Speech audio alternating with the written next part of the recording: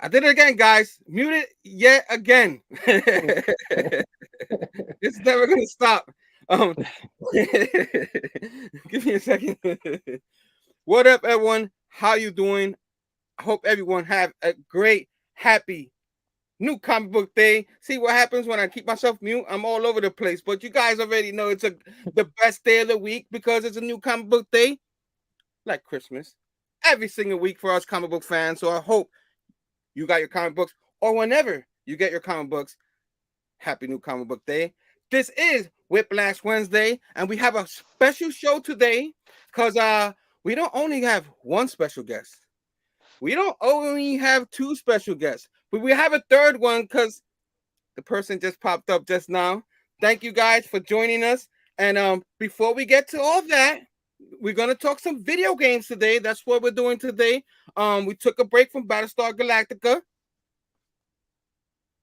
but we're gonna continue that sometime in May because we are going to a little hiatus after next week. Next week is the season finale for the Let's Talk About It Remastered.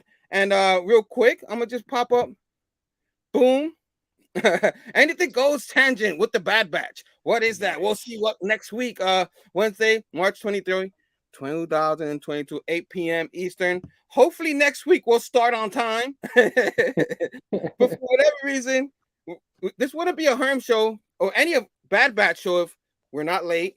We on mute. You know what I'm saying? Audio doesn't work. Why not, man? But how's everyone doing? Enough of me talking. How you doing, Phable? How you doing, Stef? Great. Great. Yeah, doing great, man. This is excited for this show, man. Finally doing some video game stuff. I've been a video gamer my whole life. I know Steph's been gaming. I know you're a gamer, so this is gonna be awesome. Yeah, man. I'm pretty excited. This is gonna be 80s and 90s retro style games. We figure we start with that. A special show. Especially with our guests here. I know we all have our experiences with those games. I grew up with them. Most of us did. Steph, did you grow up with some of this stuff? You're a little bit younger than us. Yeah, I mean, I was born in '88, so I by the time I was 3, 4 years old, I was already playing like Nintendo, Super Nintendo. Quickly had a Nice. Sega Genesis by the time I was like 5. So Nice. yeah, I Nice. grew up with Early. gaming. You could say. He Nice. learned well. He learned very well. Yeah. He skipped the old Sega version and went right to the Yeah, Genesis. You know, he missed anything. He didn't miss yeah, too he much. didn't So even play that. All right. This is Whiplash Wednesday. So usually we go and we do our little lineup right now. I'm doing this off the computer right now because my iPad wasn't working good and just problems. But all good because earlier we had Manny put out an awesome video in the road. Carnage #1 review. Anybody who hasn't read it, Ram V. Pretty good. I picked it up today. So I don't know you any of you two picked it up, Steph. I did not. Interested in the future? Or you gonna just wait to more? I'll probably wait. All right, Fable, you picked it up. Which game again? Uh, the Oh, the Carnage #1. Yes, I did. Yes, I did. I didn't know Van V was writing Carnage until like a few days ago. I don't know how that slipped past me like that. yeah. I remember hearing something. I've been hearing only because he was writing some Venom too. Is why I heard he was doing Carnage too. Or not, I would have not known neither. But it's Carnage. I'm gonna get it. So I'm a fool. So and it's Ram V. So why not? You know, he got me reading Swamp Thing. So why not read that? Keep on keeping on. We got our man, Nick Comic Culture, who's always putting his video out from Cadet Videos. New comics this week. 316 says, will you get more comics? You know what I'm saying? Yeah, guys, I'm sorry. That was really bad. You know, this is 316 days. That's why I got the trusty hat right here. And my Nice. bad Stone Cold voice. Hey guys, read some comics and I'll whoop your ass. You know what I'm saying? Something like that. But next up, of course, he has the new comic book day haul that he puts out, the comics he got for the week, and he also at his Nick at Night. We'll show them off again, and he'll talk and review them all. So that's like a preview of the Nick at Night fabulous show in the weekend. Can't wait to see that. And of course, our guy down here, met up with our guy Comickings, some guy named Brando. I don't know if you guys know him, you know what I'm saying? But they discuss Prices on Infinite Rants, top 5 Star Wars movies. You know what I'm saying? Which is pretty cool. I got to hear like 15-20 minutes of it. But I was eating my dinner and there was a lot of noise and all that with the nephews. I was like, I can't hear a thing they're saying. I'm gonna have to watch this while I'm back and boarding. So that's what I'm gonna do. Rewatch that while I'm back and boarding. But I'm sure you guys always have a fantastic show with the Star Wars. One of my favorite things as a kid. You know what I mean? So like I was saying, I left a comment on that video because Star Wars literally since I was crawling. You know what I mean? My cousin used to put on the Star Wars all the time.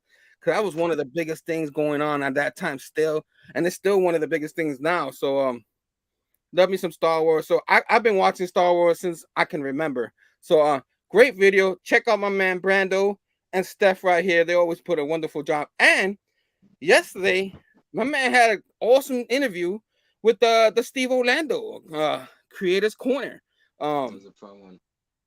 Another excellent. Yeah, another excellent show.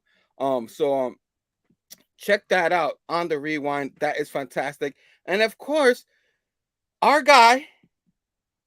Oh man, this is the wrong one, but you guys know what I'm talking about. That happened Sunday, but he usually has his karaoke and comic show and the Instagram before our show.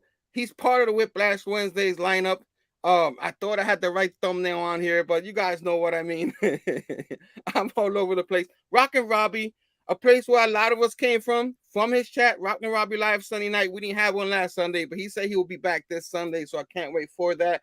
He's on the Whiplash Wednesday, showing his haul and actually serenading us with his wonderful voice here on the Instagram. So check him out every Wednesday, Whiplash Wednesday, usually 7:30. Right before our show, he leads into our show. And thank you so much, Robbie, Mr. Pop Pop Boom. That was just for you, Robbie. Without further ado, I'm gonna bring our guys in, our people. Actually, I can say people now in. Bring our people in. Before we go to the chats, because it's gonna be a little harder for me to go to the chats right now because I'm doing it on here. But first, we bring in we just talked about him. I know, like he's like, stop talking about me already. But we're gonna talk about him again. Nick, Comic Culture, what is going on? Station. What's going on, guys? Good to be here. Man, I'm excited you're here. You're part of retro gaming. Oh yeah.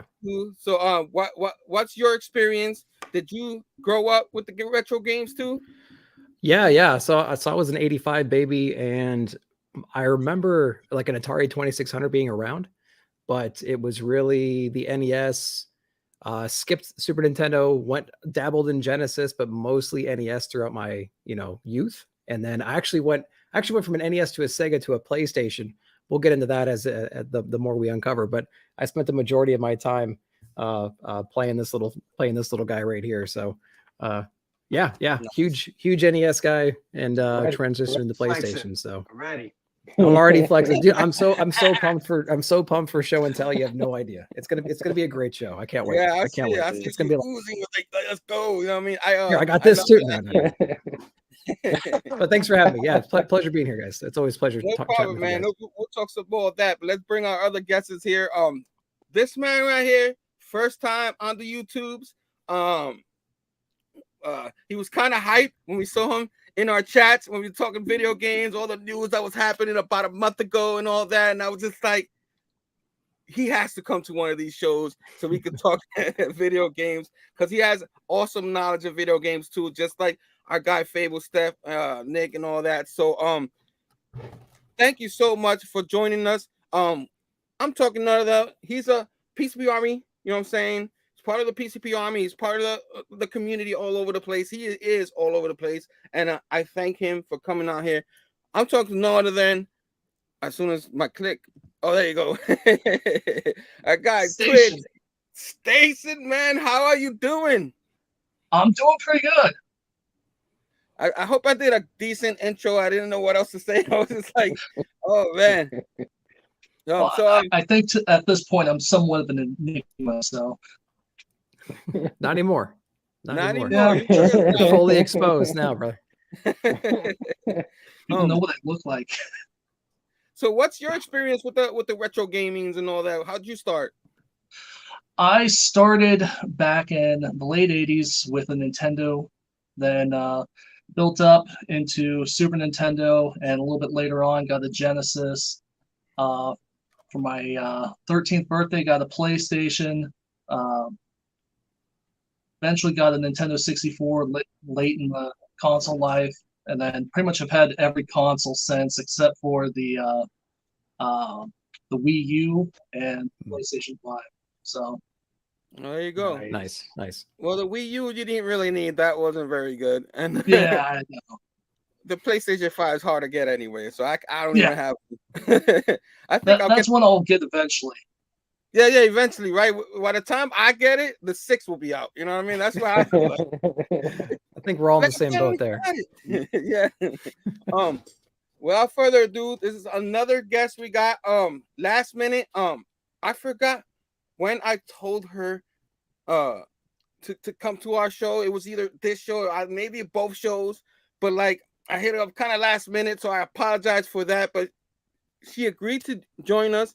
She's into video games because in that chat she was in there excited and everything. I think Steph showed. I don't remember if it was Stef Phable showed an awesome game, and she was like all into the games they were showing. So without further ado, she's part of the Gal Squad. And as soon as this thing lets me click, oh man, what the what's happened? Ooh, hold on. Did I eliminate myself? Nope. We still see you. You still see me? Damn, I can't see myself. I'm like John Cena right now. Wow. It won't let me. Hold on back there. This is like great TV right here. I think I'm gonna win an Oscar. Hold on, let me see if I could open this up. It's not letting me add anybody else. Come on. This dead air is brought to you by nobody. I think, you know what? I just updated this thing, and I think the update's messed up. Twitch, talk about what's behind your wall, dude. What's on your wall behind you? I saw Alienated in backstage, and I got to give you mad props for that because Alienated was one of my favorite shows back in the day, or one of my favorite runs back in the day. All right. Let's see. I got Future State. One Girl. Man, Daredevil. Hello. Gal Squad, thanks for joining us. I am sorry for that. I'm having trouble with my tech here, as you can see. Thanks for joining us. You into retro games too? Yes. All right. Sorry, I'm like having a mini heart attack right now. Oh, you're fine. This is gonna be good. Just like give me a minute to come out of that. It's all good. Look, it didn't help that we had you hashtag backstage forever, and then I couldn't even pull you back in here. No, it's completely fun. But yeah, I like my mom and my dad got me into gaming, surprisingly. That was like something that we always did as a family. So like it was like on my mom's side, it was like Dig Dug, Pac-Man, Mrs. Pac-Man, Q*bert, Galaga. Nice. Trying to think of what else. And then like with my dad, it was like hey guys. It was like Streets of Rage, Street Fighter, Street Fighter plus Alpha. Duke Nukem was like the big one for us. Quake, Unreal Tournament, so like stuff like that for like my early years, I guess. Oh, yeah, those are some serious games you just rattled off. Man. Yeah, no kidding. Awesome. Yeah. Right there. You're gonna hang just fine. Mm-hmm. Whew. I definitely the chats right here. I'm having a hard time just getting to the chats. So if I could get anybody on here, ComicKings Station, thanks for joining us. We got Eric the Stash up in here. Station. Eric. Bobby Hardcore Station. What Yep. is up, Bobby? James Phelps in the house. Station. We got Sal Felix. Station. Sal. Cryo Prime. Cryo. Station. Almost all the good Wii U games are re-released on the Switch anyway. Ain't that the Yeah. truth? Yeah. Yeah. You don't need any of the. It's like not my fault this time. Yeah, it's not definitely the tech stuff is not your fault this time. Fargate, we had a great show yesterday. Eric says Street Fighter 2 was the best. I love Street Fighter. Love it. That was like my memory of Street Fighter 2 is when I was when I first went into a bodega here in New York, grocery store, for those who don't know what a bodega is, but I'm pretty sure a lot of people already know what that is. But my dad drove to one of them, the one he knows a lot. He used to run errands for them, and then I used to go in the bodega, and the person who owned the bodega used to just drop me quarters, and I used to sit there and just play Street Fighter 2. You know what I mean? Like, and that was hooked. Like I wasn't very good at first, but I knew I loved the game. So like then of course they released it to the PlayStation. I mean PlayStation, Nintendo and all, Super Nintendo and all that. So I really enjoyed Street Fighter 2. So it's always gonna have a special place in my heart. Mortal Kombat, great game. Game changer. Talk about game changer with everything there, but Street Fighter will always be number one for me, but I love that other game too. That other game was awesome. Oh, there it is. nice. That's awesome. Mortal Kombat. There you go. so yeah, I had this whole thing planned like I always do, and then the technology just drives me the other way. So we're just gonna chuckle around. Since I don't have the thing, I can't drag anybody around, so everybody's gonna stay put where they are. I don't want to mess it up. So so like over a month ago, we were talking about all the different changes. We will talk about the retro stuff in a second.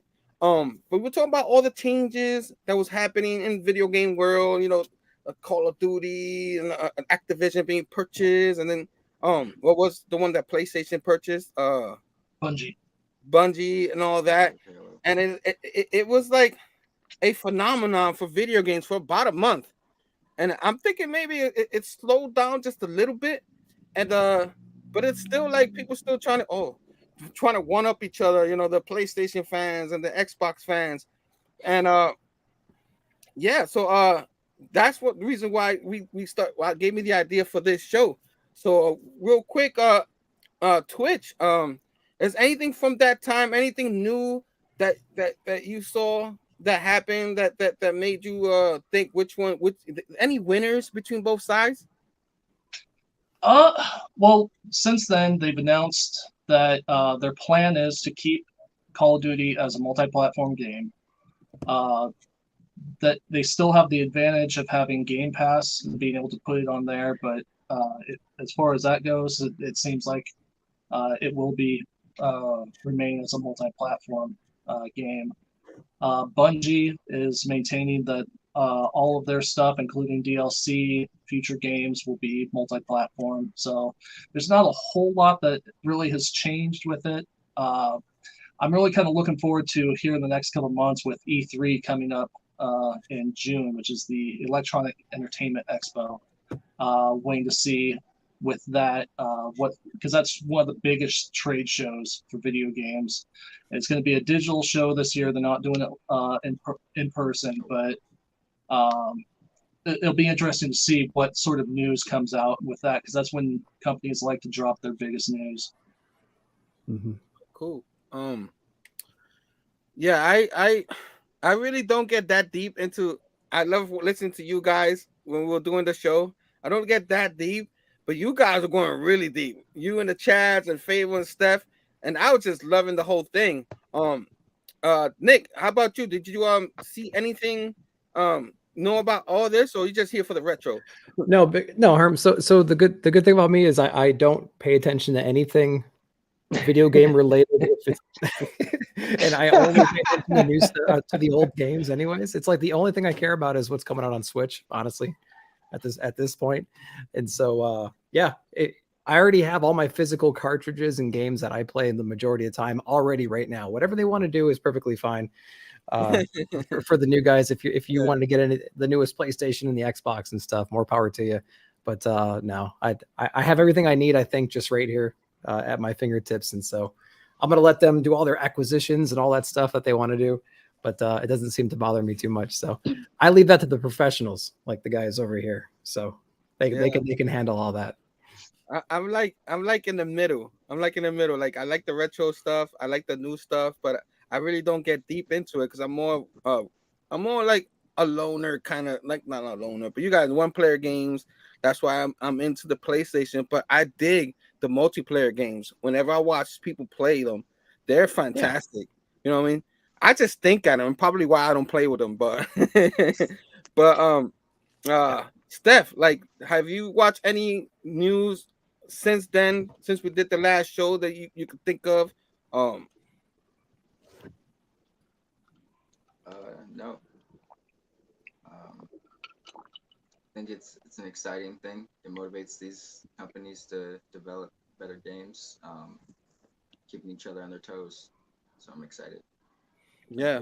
I think it's great for. Like I said before, I love competition. I might not have an Xbox, but when they're doing good, I think that's good because they compete, and it's good to see that Xbox cares. Like a lot of people thought Xbox wasn't going to care about games no more. They're about the multimedia stuff and all that, and that's not true. They wouldn't buy all this, spend billions of dollars on everything they did with the Activision to like not care. But Phable, anything new that you since that last show?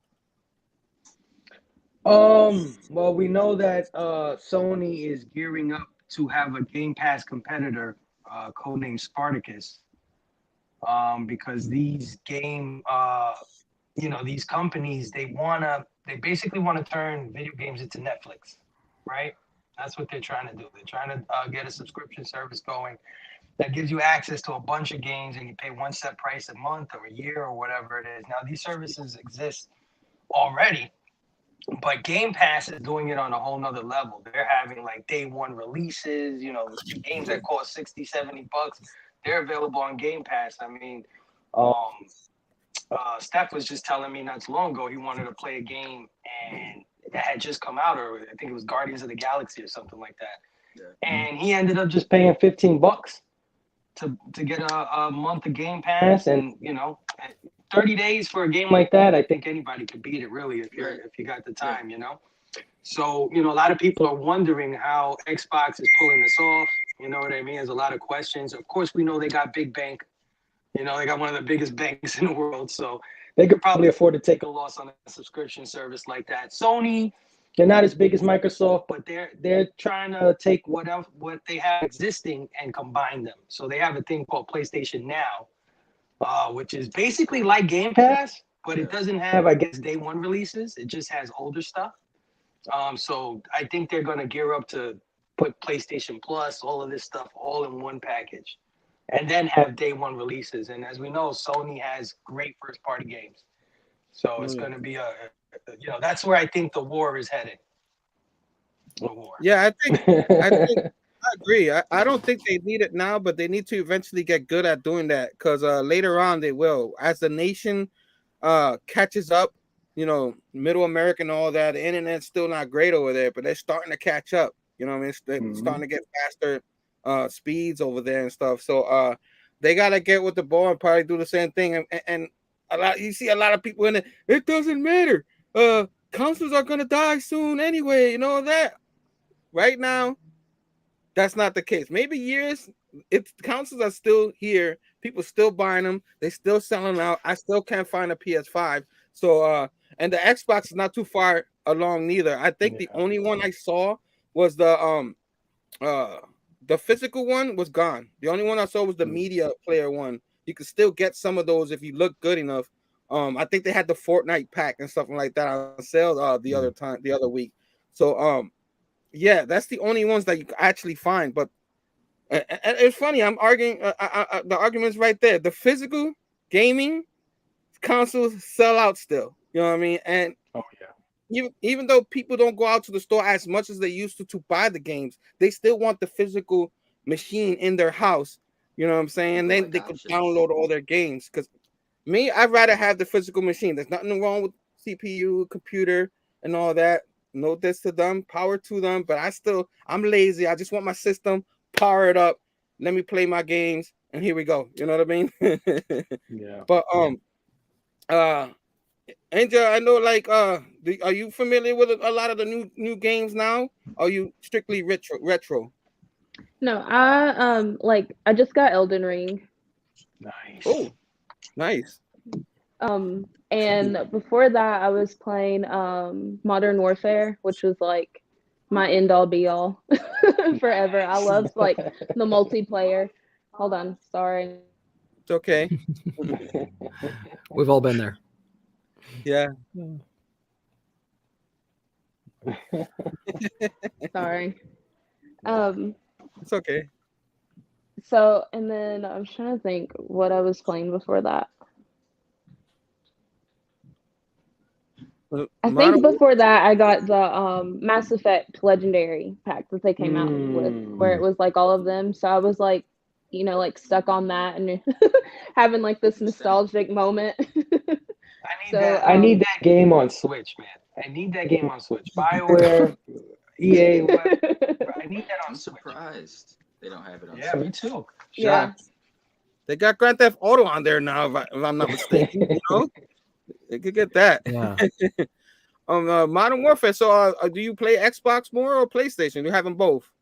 So I am like, I guess like strictly Xbox now. Okay. And I've been playing some games on PC, but like not as much as Xbox. But that's what I've been playing like Modern Warfare on. Yeah, I see like a lot of people who play Modern Warfare and all those type of games, they gravitate more towards Xbox than the PlayStation, which makes sense. Yeah. They've always had the best multiplayer. Yeah, it's usually either Xbox or PC. Like if you're doing multiplayer for Modern Warfare, it seems like. I think just like the gameplay is easier and it's easier to maneuver than it may be on. Connect your Microsoft account. Can't you like? Yeah. You know, there's that Xbox emulator. All right. That's cool. Twitch. Do you play Xbox or PlayStation? You do both. I own a Xbox Series X, and then I own a PlayStation 4. The PlayStation 4 has been used for a while. I usually just use it for exclusives, but I pretty much played the Series X every day. So lately, kind of in a lull right now between like major releases. I just play a lot of Rocket League in my free time. And I'm waiting for next month when Chrono Cross Remastered comes out. Nice. Yeah. It's nice to see people still playing Rocket League. That game is fun. You know what I mean? I stunk at it too, but that game was a lot of fun. I used to play with my cousin. He's like, play with Rocket League with me, right? And I played with him. He's like, yo, you stink. So he let one of his friends be my team, and then he was on a team with one of his friends. I'm like, that's not right. You know what I'm saying? You're supposed to teach me. But I enjoy Rocket League a lot. So I'm glad, like you mentioned, something I actually played from from the Xbox. Because like I don't have an Xbox, but the biggest reason why I don't have an Xbox because I like the exclusive games for PlayStation. And if I buy an Xbox, it's gonna be collecting dust. Just like my Switch. My Switch is collecting dust. It's a fantastic little machine. I love it. But since I got to this comic book stuff and all that, I'm into sports. I'm into too many things. I keep saying we need an 8th day of the week so I can just be like, you know what I'm saying? Yeah, right. Rocket League is cross-platform though, isn't it? It is. Yeah, it is. You can play with all of. I think Nintendo, the Switch too. I don't even know. There's the Switch. Yep. Nice. It's a great game. I had a lot of fun with that game. It's on mobile. It's on mobile now too. Mobile. Wow. They have a 2D version called what is it? Rocket League something. But it's it's a 2D version. It's actually not bad. It doesn't take that long to get used to if you're used to Rocket League in general. Nice. Yeah. That I know. Like I went off the rails because you mentioned Rocket League, but that's just like I'm gonna have to get good at that so I can play with you guys. Like, let's play some Rocket League, and you know. I'm by no means good at it. I just enjoy playing it. No, it is a lot of fun, and I know since I haven't played it in like over a year, I know since then they improved it a lot. So got some great skins too. Doesn't even mean anything, but the new season just started this week. Nice. Yeah. So how does that work? The seasons in that. Okay, so each season, since it's a free-to-play game now, they have a Rocket Pass that you can purchase. That basically, there's 2 tiers of upgrades that you can, like collectibles and cosmetics that you can get. The first tier is the free tier that basically gives you one like every 5 to 10 levels. The other one gives you something at every single level. And so once you get past level 70, then it gives you colored cosmetics. But basically, after that, and there's a whole set of challenges for each season. And, they also have the pro side of things that's going on at the same time. So it's the cutoff for the pro side, but it also gives you a new set of cosmetics to purchase, collect. Mm-hmm. It's like any other game that went to the battle pass system. They have that free tier and they got the paid tier. It's like $10 or $5 or 15 depending on the game. Fortnite has it. Everybody has it, right? Battlefield has it, or Call of Duty has it, and everything. So it was an interesting way to do it for sure. It's typically worth it if you're going to invest some time into it. If you're going to play that game 2 or 3 months straight and not stop, it's probably worth it to plug in that $10, especially in a free to play game. Well, the nice thing about Rocket Leagues is that one of the unlocks is credits, which it takes 1,000 credits to unlock the next season. And at least for the last few seasons, you can earn 1,000 credits. So you can basically purchase the next. Yeah, it's Rocket like Fortnite. Pass, as long as you play enough. That's how Call of Duty is too. Exactly. That's how I've been paying for my seasons. It's like as long as you can grind to like level 50, 60, something like that, 70, like you'll pay for the next season. So like they want that grind to keep happening. So it's a good thing to do. Incentivize people to play and then hook them and have them pay for the next one. It's like the perfect incentive to do it. So it's not like Call of Duty. It's Call of Duty like that where if you've been playing for a while, you reach a certain level, and you have to like if I'm new and I go in there, I'm screwed because I'm not in that level. Or is that another game? No, not with the multiplayer. Or I didn't feel like it was that way. Okay. It's pretty much like, and so like they have like weapon packs and stuff that they try and get you to buy, and you can like earn levels on like your weapons that you get. And so like the higher the level on your weapon, the more attachments you unlock and the better attachments you unlock. So I feel like the gameplay, a lot of that depends on the style of weapon that you're using and like what attachments and stuff you have for that. More so than like it matters what level you are. Yeah. Yeah. And sometimes there's a differentiation between casual and competitive play. There's sometimes 2 different lobbies you can join.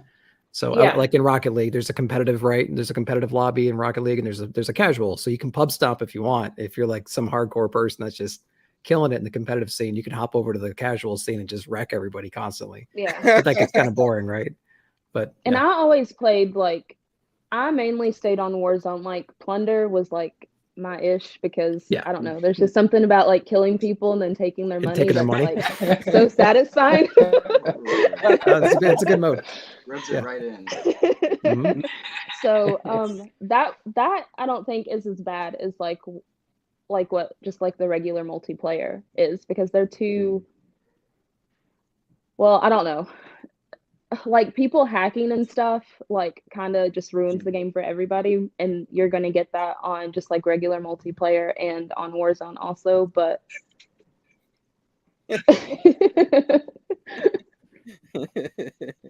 Robbie, Call of Duty is retro gaming. I was about to say that it's been out for like ever. Yeah, 20 plus years now. Yeah. We'll get there soon, Robbie. We'll get there. We'll wrap it up. I'm interested in all this because I'm not a multiplayer guy. So like I know like the last time I played Call of Duty was like maybe 5 years ago, and then I went in, and every time I got in, I died. It's like I went in, boom, I died. I was like, what is going on? I can't even run without dying. You know what I mean? Yeah, I was always the typical experience. Yeah. So maybe if I would have done better that day, maybe I would have had an Xbox and maybe I would have played online. But maybe, they didn't let me. So it's like, forget this. I wanted to throw the guy's Xbox across the room because it wasn't mine, but I wasn't gonna do that. So, and it's not the Xbox fault because it happens in the PlayStation too.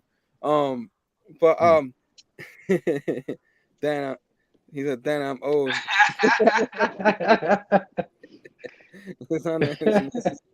Yeah. So, anybody else want to add stuff before we finally go to the retro gaming part? I just wanted to pick your brains on the multi. I do have a question I don't know if you all know, but like where they've done the switch with Bungie and PlayStation, has that like already went through like completely, like it's a whole thing now?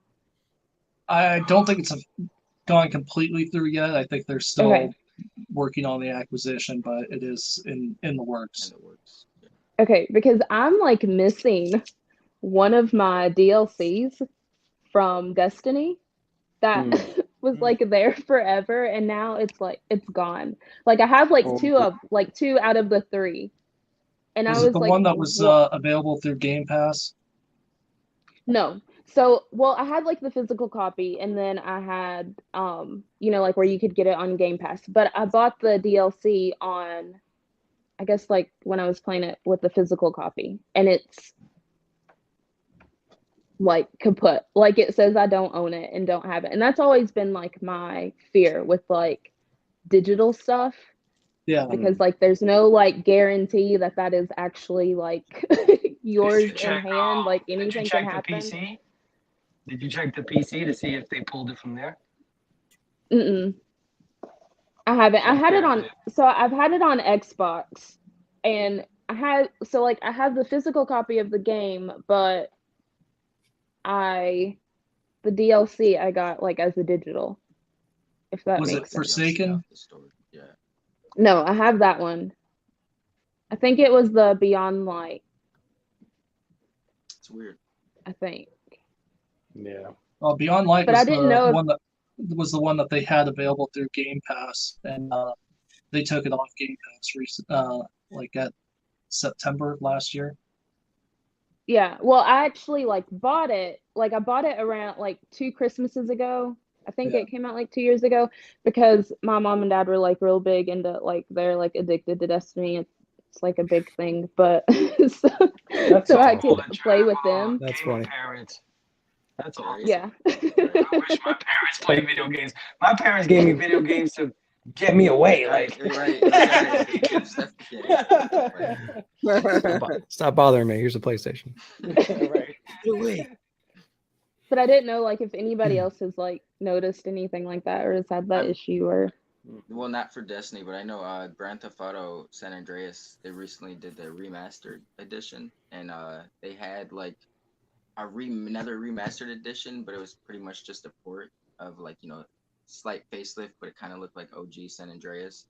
And I have that version, but you can't buy that anymore. Like they took it off the store. Like luckily I still had it on my hard drive, but because they're trying to push, I mean, I don't know if Destiny's trying to push something else or why they take that down, but I do know when like companies are trying to push newer games, they'll take like older stuff offline, or if they've lost the licensing.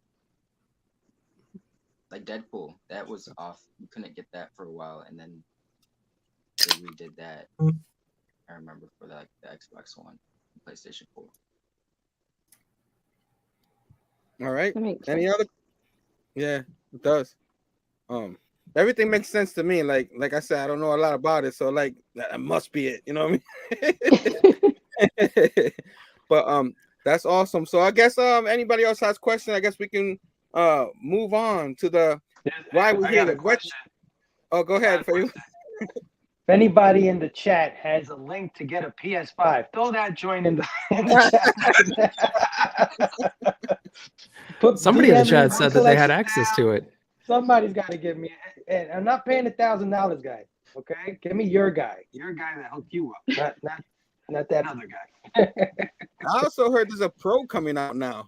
You know what I mean? You guys hear about that? Like, it was a rumor. Of course there is. Now it's starting to come true. Like I've heard it. A lot of people talking in the blogs now and all of that. It's still a rumor, but it's starting to heat up. So they're gonna have a Pro before I can even. So is the Pro gonna be? You see how big a PS5 is? Well, I mean, Xbox came out the gate with that, right? The new Xbox is that, right?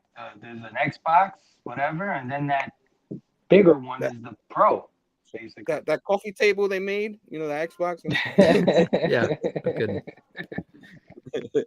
Yeah, so yeah, that Xbox, like, it's a powerful machine, the most powerful machine, at least not PC. So yeah, the PlayStation, but you can't find them, any of them anyway. So it doesn't matter to me. Like, even if I want to get to the Xbox, you know, I have to get the other version that I saw, and I'm more interested in the physical still. I'm old school. Until they take that thing out, that's the one I want, you know.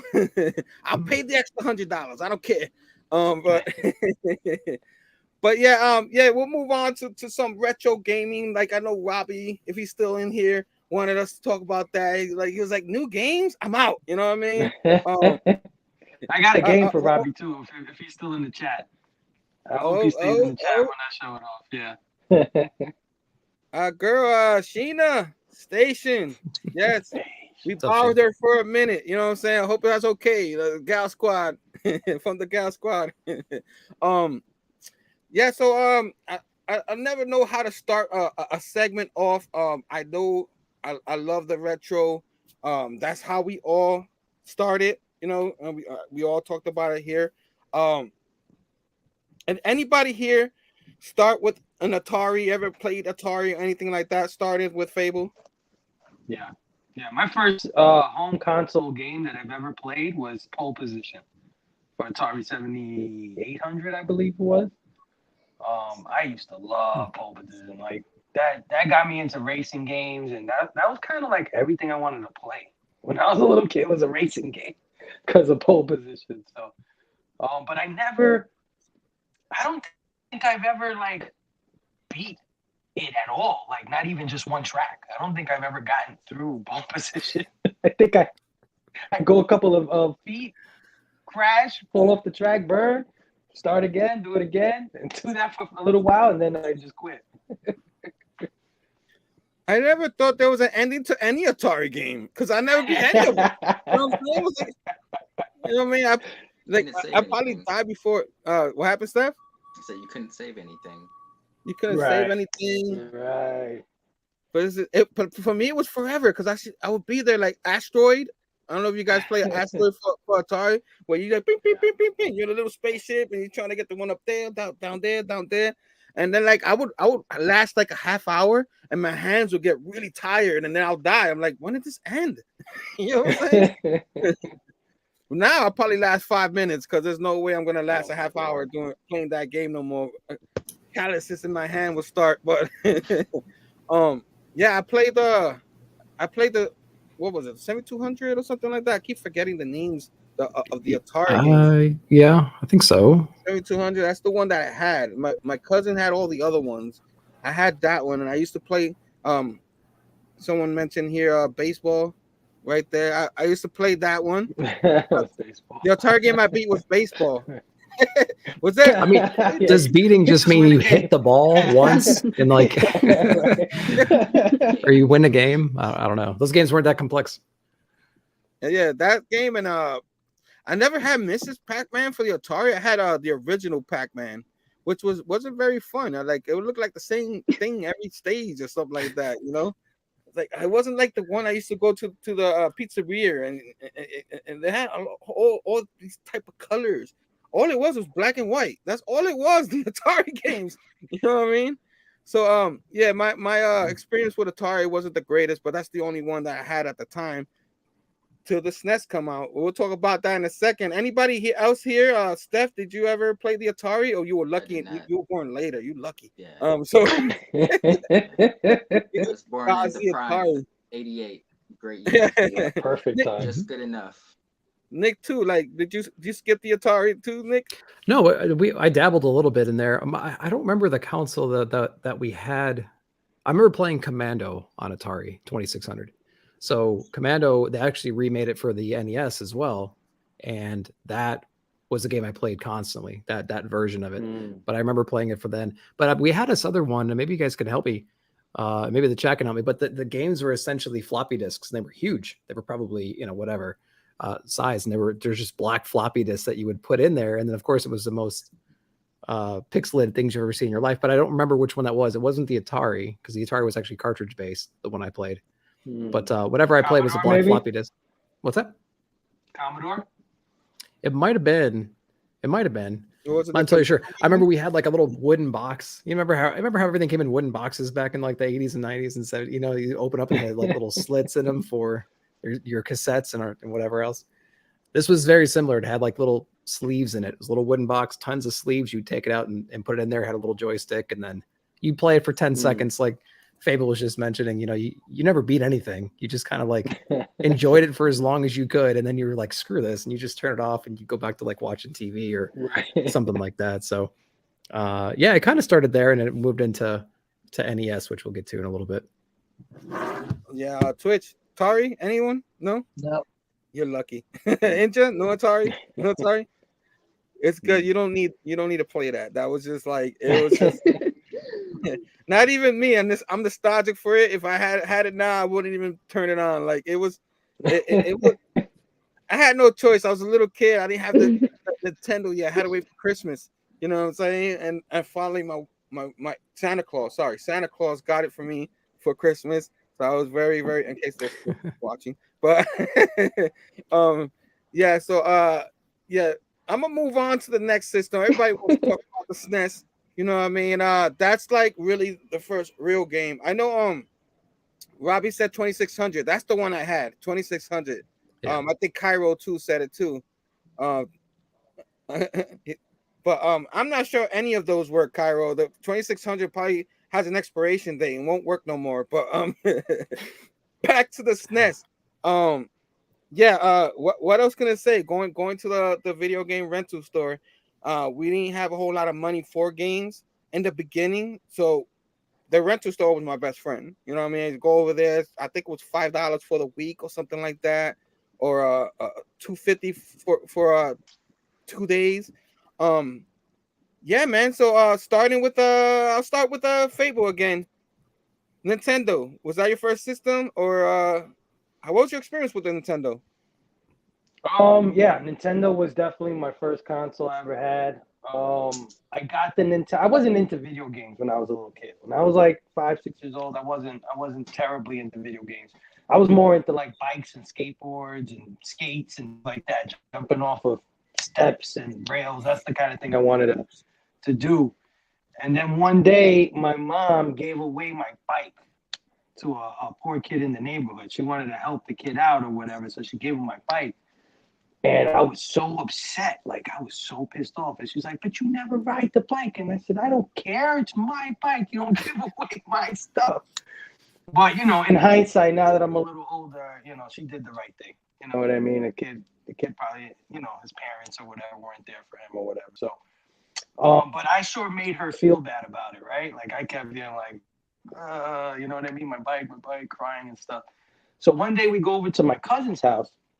And my cousin has NES, and he has Super Mario Brothers, the first one. And I looked at the screen, and I'm like, holy crap, it's like a controllable cartoon. Like, that's how my brain worked when I saw it. I was like, it's a cartoon that you can move yourself. Like, that is crazy. Never did. And I mean, I don't know what clicked in my head, but all I know is that it blew me away. Blew my little 5-6-year-old mind away. So my mom, I guess she was paying attention. I guess she saw my reaction. She saw how I was just glued to the TV. And for my birthday, I think it's summer 86, I'm not sure, 85 or 86. She got me the deluxe Nintendo set, man. And this is the thing that came with Rob the Robot. This is the thing that came with the gun, Gyromite. There was no Super Mario in there. I had to get that separately. But it was like Gyromite, Duck Hunt, the gun, the robot, just everything, the whole set. And needless to say, I was hooked. Did you ever beat the robot? I hear the robot was very hard. That robot, I played with it like it was a robot. I didn't really game with it. I used to take it, you know what I mean, with my action figures and stuff like that. So I never really messed with it too much for games. But it only worked with maybe 2 games. I mean, the Gyromite, all it would do was open the doors for you. So it had 2 little platforms, and the robot had this like disc thing, and it would just move, drop it on one of the platforms, the door would open in the game. You move it again to the other one, another door opens in the game. That's all it did. But it was cool. It was cool. I've never had it, so that's pretty cool to hear. Like I didn't even have a friend that had it. Like I seen it before, like in the stores and stuff, but I've never, like, by the time I got a Nintendo, they left that thing out of the box. They phased it out. Yeah, because one, like, people weren't digging it, and 2, they say it was extremely hard to play against, or something like that. That's what I used to hear. Well, I mean, it was slow as hell, right? Because it was on, the body was on this rod, right? So the body would go up and down and spin like that. That's all it would do, spin and go up and down. So when it goes up and down, it's like, and then it goes, it's like forever. You know, I'd rather play with the robot than use it for a game. Did you know if it cost more to have the robot, or it was the same price? Yeah. From what I know now, in hindsight, I didn't know this back then, of course. But Nintendo, when they came out with the Nintendo Entertainment System, they test marketed it, I believe, 3 territories: New York, LA, and Chicago, if I'm not mistaken. And that's the only places it was available that year. When they re-released nationwide, I think that's when they took the robot out of it. Okay. Yeah, that's good to know, because I really didn't know about that thing, and I didn't even care anymore. Once I got the Nintendo, all I cared was like Duck Hunt and Super Mario, what Twitch just showed, and the gun. You know what I mean? And then my cousin used to tease me all the time. I had the regular gray one, and he had the reddish. The red one. Yeah. Yeah, he was like, I got this one. I was like, shut up. They play the same way. Come on. They both suck. Shut up. Yours is just red. Exactly. The sad thing is the light gun doesn't even work with modern TVs. Right. Because just the way the pixels were on the old TVs was how it scanned to where the shot was going. All right. Who else here took their light gun, put it right to the TV screen, and just fired? Like, and it still didn't work. Yeah, especially when it got really hard and that dog come out of nowhere. You want to shoot the gun? Can I shoot the dog? Can I shoot the dog? You know what I mean? Yeah. I hate. Oh man. Yeah. I didn't like that dog at all. That dog gave me nightmares at night sometimes. You know, like I was trying to beat that. You know, and I could never there was an end to that game because I never beat that game. Anybody? No. There was a skeet shooting, right? There was a skeet shooting on there too. Yeah, if I'm not mistaken. That was a little harder than the ducks. Okay. They should I believe it was round 99, and then if you beat round 99, it kind of glitches the game out, is my understanding. Oh, okay. There's got to be a YouTube Let's Play. There's got to be a Let's Play on it, right? Some guy like speed running through Duck Hunt. Oh, I gotta see that. I gotta see that because you know there is. After that you can control the duck's direction with the second controller, right? Yeah, I learned that 30 years later. No.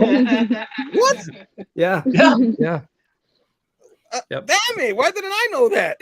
Yeah, and I think it was in the manual too. I think the manual even said that, but I don't think we ever wanted to read when we were kids, right? So it's like, no, screw this. It's not a comic. We're not reading shit. So they were like, okay, you know.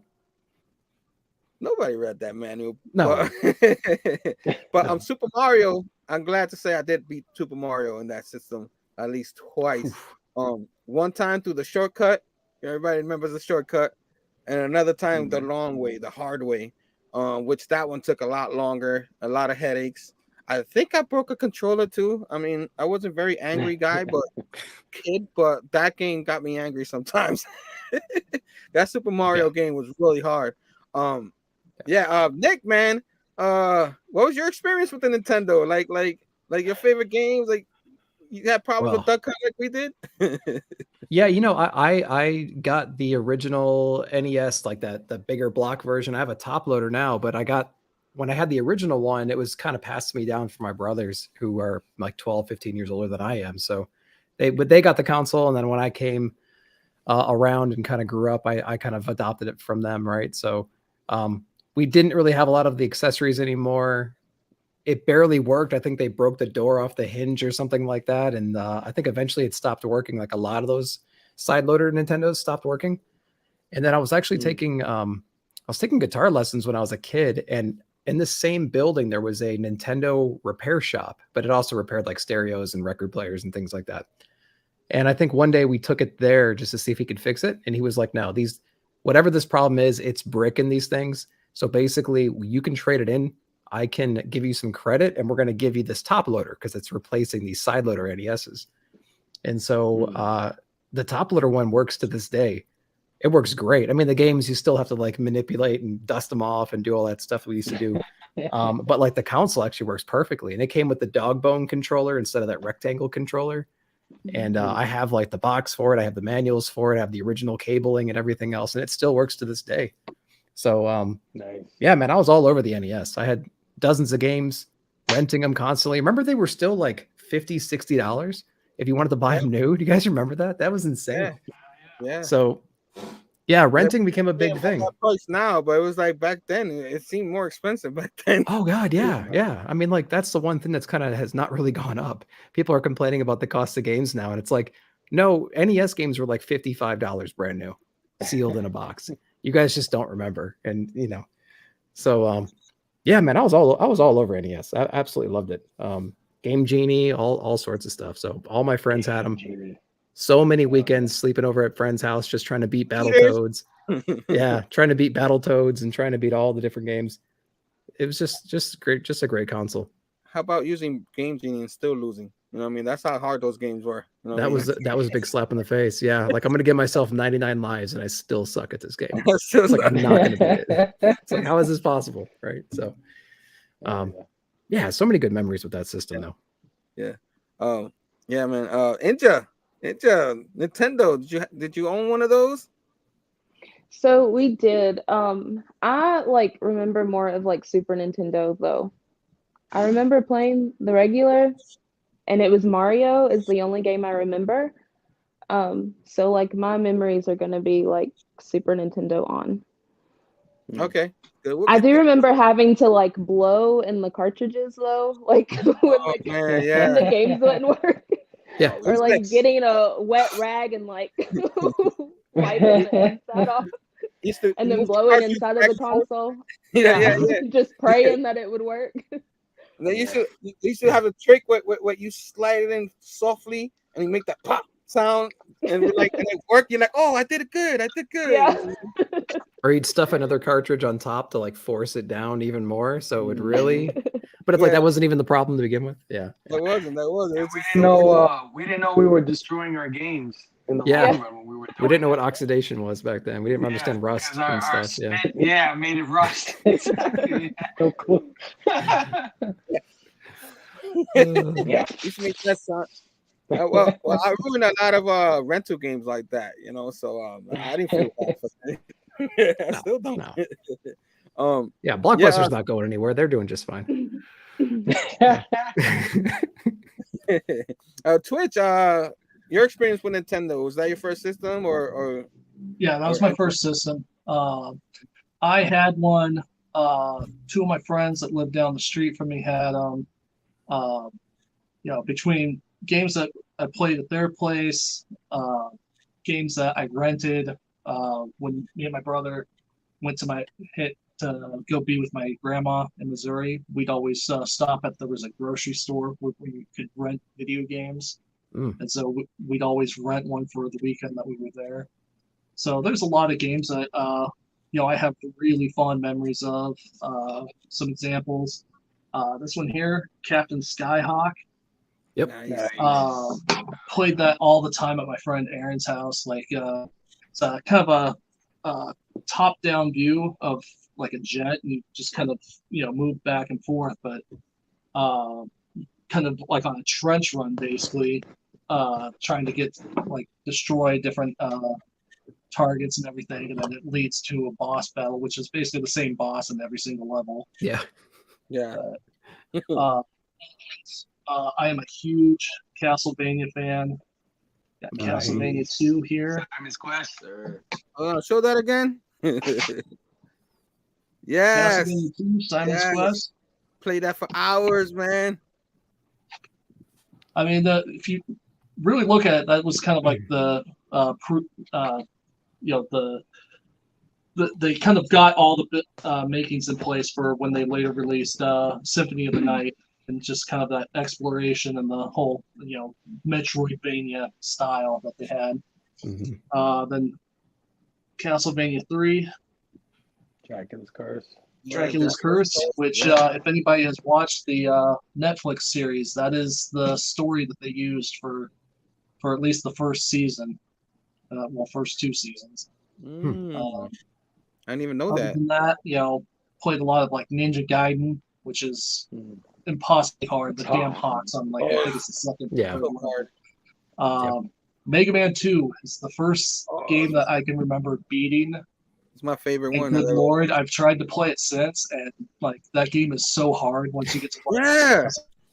Yeah. Mega Man 2 is no joke. I played the one that was on a disc for the PlayStation 3 or something like that, one of the systems, and I got all the way up to the boss where he kind of like oversized, and you're trying to get through him to get to Wily, and he keeps knocking my block, and I keep falling and dying, and right there, boom, so I stopped. But I beat it twice when I was a kid, so I was like, how was I so good as a kid? And I stink now. It's because you're boomer reflexes, Herm. I guess you can't play anything now. Some more ones I got here. Oh, Contra, of course. Contra, yes. I think Robbie's Commando and Alien ripoff, right? Right there. Oh wow! That is, we're getting our show and tell ready right here. What a miserably hard game that was too. Yeah. Friday the 13th I never beat, but I tried. Yeah, I think we all did. That game was so hard. Yep. Wow. That's what they used to do when they used to import these games from Japan, because the majority of them are from Japan. They would the Japanese would consider the next iteration of a game to be harder than the first. Like that's how their part 2s were. It was the same game basically, but just a hell of a lot harder. So when a lot of these things came over, I mean, famously Super Mario Brothers 2, right? Does not look like Super Mario Brothers 1 or 3, right? It's a totally different game with these doors and this nighttime level or whatever it was. Because they did come out, they did come out with a Super Mario 2 in Japan that was the direct sequel to Part 1, but it was just hard as balls. And the Japanese were like, no, the Americans, they're not as good as us at video games. So we gotta find something else to call Mario 2. So the guy who made Mario, I think he made something else in Japan, so they just turned it into Mario 2. It was Doki Doki. I can't remember. Right. Yeah, it was a complete ripoff. Yeah. And then they took Mario 2 and gave it to us years later and called it the Lost Levels. Lost Levels. Yeah, you're right. Yep. Super Mario All Stars had it. Yep. Was Contra only on the NES? Because I remember that was the one where they had like the cutoff and the big muscles, and it was just like the two guys with the okay. I do remember playing that one, but for some reason I thought it was on Super Nintendo. That's the one before the screen pop up. It was up down BA select start. That's the one, right? You get all the extra guys, so you don't 99 all the extra lives. Lives. The ultra code. The ultra, yeah. So it was a side scrolling like military shooter, and Contra came out in NES first, and they had Super Contra and they had Contra 3 on NES, and then there's no doubt that it's on Super Nintendo as well. I didn't have that console, and I'm sure it was on Sega, and I know it was on PlayStation as well. So they kept on pushing it forward from there. But Contra and Super Contra were really, really good. Those great little side scroller shooter games.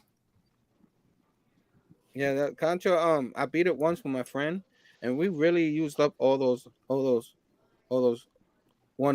You know what I mean? Oh yeah, every single one. Go up to our last 3. And we're like, we better beat this. Oh, we suck. We did suck, but we still beat it. So that was the one and only time we ever beat that game, because that game was extremely hard. What was it? It was when you touch something you die kind of game. There's no health bar. There's no nothing. Right? So if you run into an enemy, that's a life. You know what I mean? So it's like, and eventually there's too many things. You can't dodge everything. You have to memorize patterns. That was a pattern memorization game. And it was really hard. And I wasn't good at memorizing any of that stuff, so I just did what I could and pull right through. Commando was another one that I could never beat. I got far, but that got hard and harder. Oh, he got it. Hold on. Oh yeah, Commando. There it is.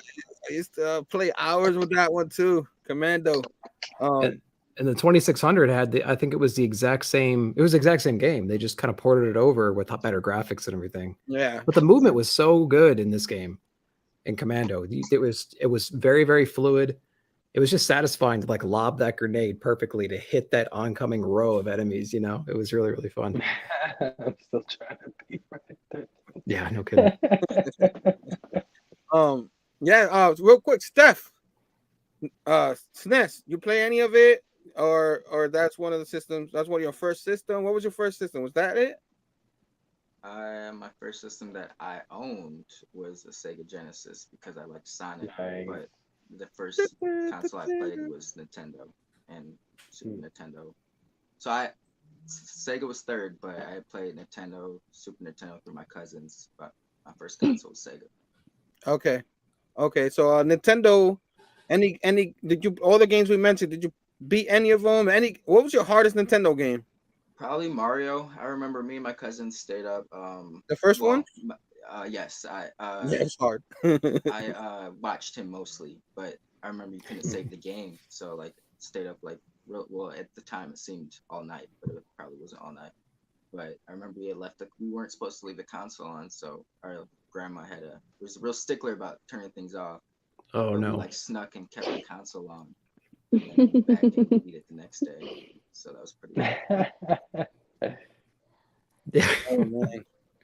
You just turn the TV off and that's it, and leave the NES on. The problem with the NES is like if you even stood up and shook the table a little bit, you got a green screen immediately or the pixels. You know what I mean? Like, damn it!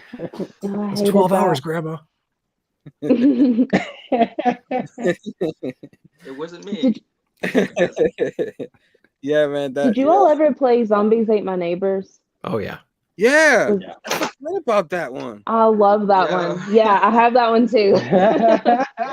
He's got them all on deck. That I did love about that one is that as you progress so far, it would give you like the little code so that you could start back from like whatever. I mean, you didn't get to start back with any of your stuff, but at least you like didn't have to go all the way back to the beginning. But wasn't the code like 20 something characters long? Like it was annoyingly long, right? Or was it the short one? No, I think it was just 4. Remember. Oh, okay. Yeah, it's the short one. Yeah. They did like a remaster. I guess it was a remaster for Xbox not too long ago. I think maybe last year sometime. So I re-downloaded that. It was like the best ever. And I didn't know that they had a second one to it, so I got to play that too. Oh, look at this guy. Oh, wow, Jesus, Twitch. Him and Robbie planned this out before the show. He's doing his show and tell.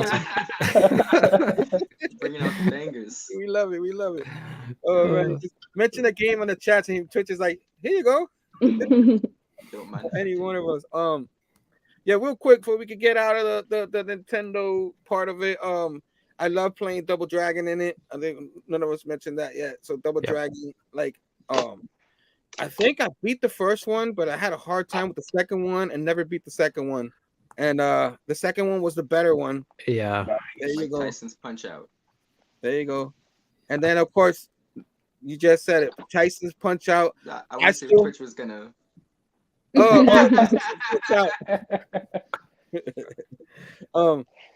Tyson's Punch Out. I got you, Stef. Yeah. Nice. Yes, With the slip. With the slip. I have no retro games. I just got modern. Yeah, all right. That's yeah. That's my favorite I thought I had Nintendo that game one somewhere. of all time. I still haven't beaten Tyson. Sorry. I stink. You know what I mean? Oh, bro. I never beat that one either. Yeah, It's too he's a hard. monster. And you gotta have this one, right? Because Tyson is not in this game anymore. He is scrubbed from these games. So you have to have this cartridge to fight Tyson. Yeah. Yeah. And there was two versions, right? There was Punch Out and there was Mike Tyson's Punch Out, right? And Yeah. so was it the exact Punch Out came out in the arcade. Punch Out is an original arcade game. Ported to the Nintendo. At the time, Mike Tyson was a champion. So Nintendo decided, license him out, create, a final character just for him, and sell more games like that, So does NES have both cartridges then? I can't remember. I believe so. I believe they do have a Punch Out, a regular. Gotcha. Yep. Oh, that game was so hard. Oh, wow. Yeah. Yeah. Oh my gosh. Never beat that game. I beat the second That one was the more than hardest that game one. I ever played on that system. That one and Battletoads. There's some tricks. Hold up. That was my favorite. Arcade? My favorite games there, right there. Arcade, heck yeah. Oh, you got the The Manhattan Project, yeah. Y'all singing to me today, man. Even the new those new little retro boxes and stuff of Nintendo, I got it. It doesn't have any of those games. I wish it did. You know what I mean? Have you seen the Cowabunga collection that's supposed to be coming out here later this year? Yeah. No, really for the Switch. It's going to have all the NES, all the Super Nintendo, and Genesis and Game Boy games. Yeah. On the Switch. On the Switch. On all three consoles. Oh, on everything. Oh, wow. So I'm in. Physical version as well. I don't know about physical. It needs to be physical. Yeah, I'll take both. I'll take either way, but if it's physical, they're gonna make a lot of money. People are gonna want that. You know what I mean? Blame Twitch. What? Robbie says I'm only beating it with the Game Genie. That's cheating. That's cheating. Game Genie, yo. Yeah. Trey, you gotta just dodge Tyson. Only no punches.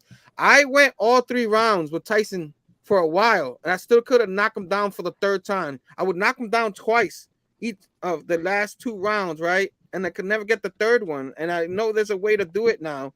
And one day I'm probably gonna grab that machine and try to get me a one of those 13-inch tube TVs and then sit down, and I'm not gonna go nowhere till I beat that game. So maybe there won't be a remastered show that night, but I'm gonna definitely do that. Chrono Station, man, thanks for joining us. Chrono.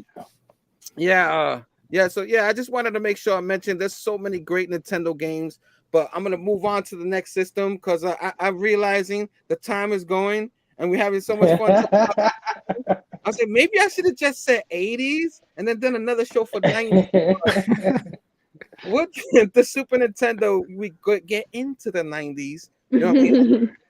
Into the 90s, we're gonna talk Super Nintendo. We're gonna talk some Sega because I love the Sega personally myself, Steph. So when you said that, you made me happy. But we'll talk about the Nintendo because Twitch already showed us a couple of Super Nintendo games.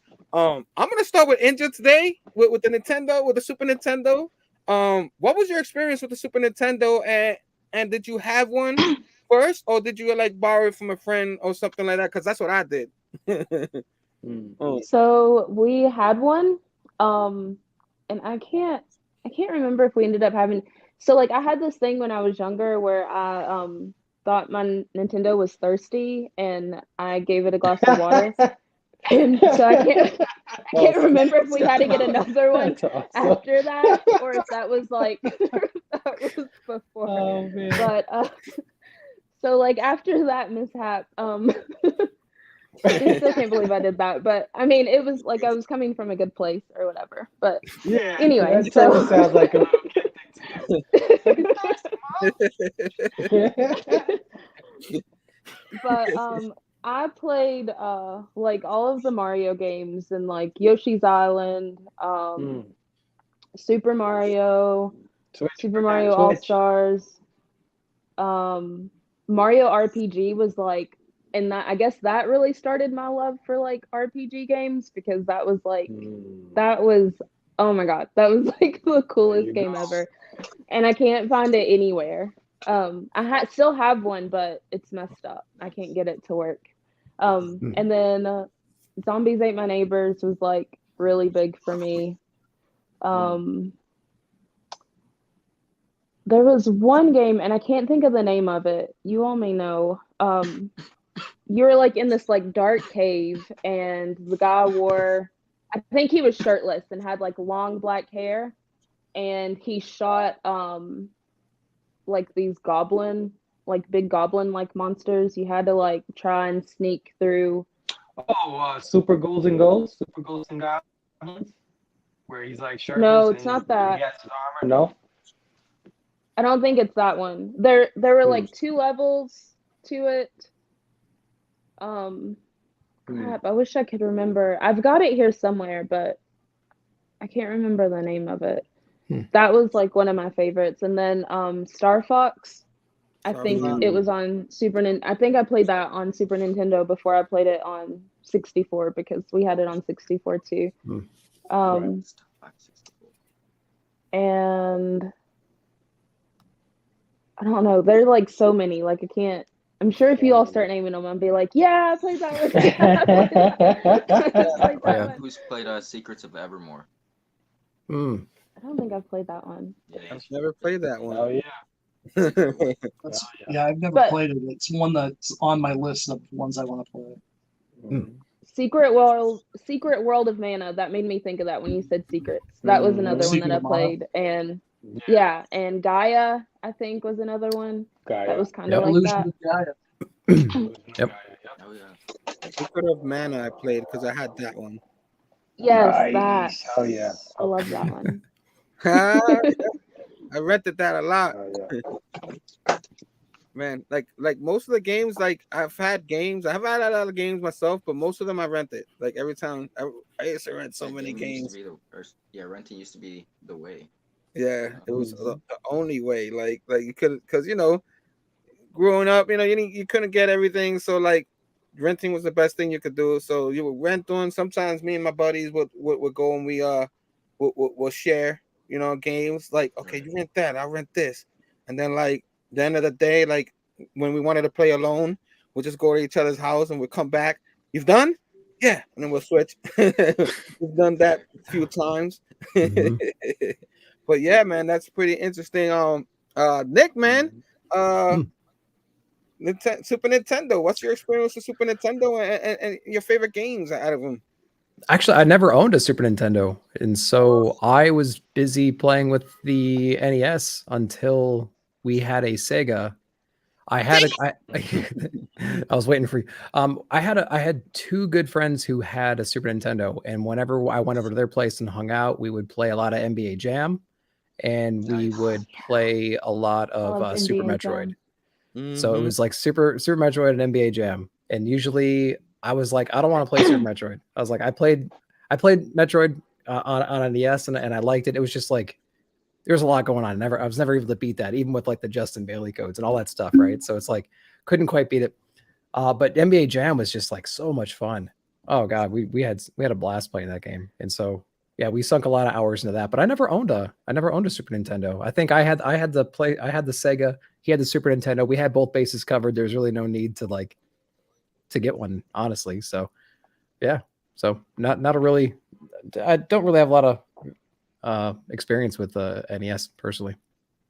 Yeah, I was the only one in the neighborhood that had the Genesis. So it's like that way with me. Like people will come to my house to play a Genesis, or they'll actually buy games so they can play it on my system. You know what I mean? Or they'll rent it and stuff like that. Like it won't be part of my plan, but like we're playing Sega today, and I'm here trying to play my Super Nintendo. Okay, we could play Sega today because I love my Sega. So. Yeah, Sega was great. Yeah. Twitch, Super Nintendo. You showed a few of them already. Your experience with the Super Nintendo. Favorite games? Okay, so I think it was either Christmas '91 or '92. I got a Super Nintendo, me and my brother, and it was funny because we didn't know we were getting it until we opened up one of our presents, and it happened to be Super Ghouls and Ghosts. So that kind of gave it away that something else was coming. Yeah, that was hard. That game was hard. But we got Super Ghouls and Ghosts, and then ended up going out and buying Teenage Mutant Ninja Turtles 4, Turtles in Time that night. And that's still one of my favorite games of all time. But I played so many games on that console, like because that was when I was really kind of coming into my own as far as like understanding story and everything like that. So there was a lot of games I was playing. But probably my favorite one from the console, and it's the game that I've already mentioned the sequel earlier because it's coming out. Being released next month. But Chrono Trigger. Chrono Trigger. Oh, nice. Yes, So sir. good. One of the greatest games of all time. Absolutely love that one. I actually have a pretty fun story about how I managed to get 2 other games here. Oh, Final Fantasy. Final Fantasy 2 and 3. Nice. Wow. Yep. Oh, Final Fantasy 2 and 6. Now, what's funny about these games is that my friend back in middle school, initially he traded me, it was Jars of Clay's CD, the one that had Flood on it. I traded that to him for Blink-182's Dude Ranch.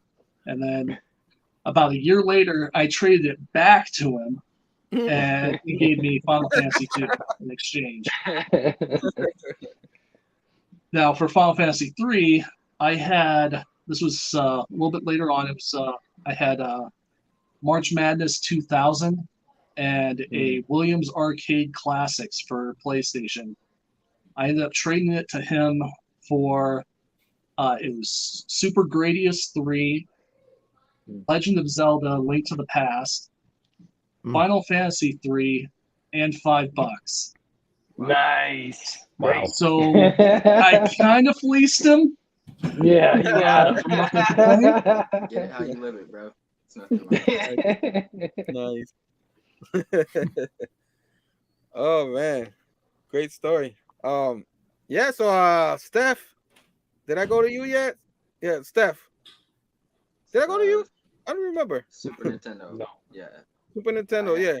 Played it. Yes. I didn't own it. Like I said, my cousins had it, so I was like the Sega cousin. My cousins held down the Nintendo side. But yeah, I remember playing quite a few games on the Super Nintendo. Like I said, Secrets of Evermore was one of my favorites. Go play it if you're able to. Emulator, need be. I remember the Power Rangers games distinctly. They're completely different. Like on the Super Nintendo version, you had like their human forms. You could like morph into them. But the Sega, you couldn't morph. You were just in their suits the entire time. So I always thought that was a little cooler on the Super Nintendo side. What was the Super Home Bases Loaded? That baseball game? Yes. So, yeah, that was one of my favorites. I love that. Yeah, like Nick said, NBA Jam. So many great games. Hours with that, man. I used to my friend used to beat me, and then he used to like hack me. He was like, "You hack, you cheating," and that's you're supposed to do that, you know. I used to get really mad with him, but yeah, man, Oh, excellent games, man. Super Nintendo. Like, there's gonna be when we leave here, there's gonna be a lot of games we forgot, and we're gonna be mad at each other for not even mentioning it. Yeah. That's how it I always. guarantee. Yeah. But Fable, my man. What's your experience with the Super Nintendo? Favorite games? Experience with Super Nintendo is I was a day one Super Nintendo kid. I was so into video games at that point. Moms knew it. Super Nintendo was coming out Christmas '91 anyway, so it was the perfect Christmas gift. She got it for me day one, and I ate that thing up. That Pilot Wings, I remember Pilot Wings came out day one for that thing. And yeah, all the games you guys mentioned, loved all of those games. But I gotta agree with Twitch, man. The game that put me over the edge, that just like blew my mind, right? Because video games blew my mind when I first started messing with them. But I didn't know games could have a story. I didn't know games could take you in a different place. It was always about this guy versus this guy, beat this level, this high score.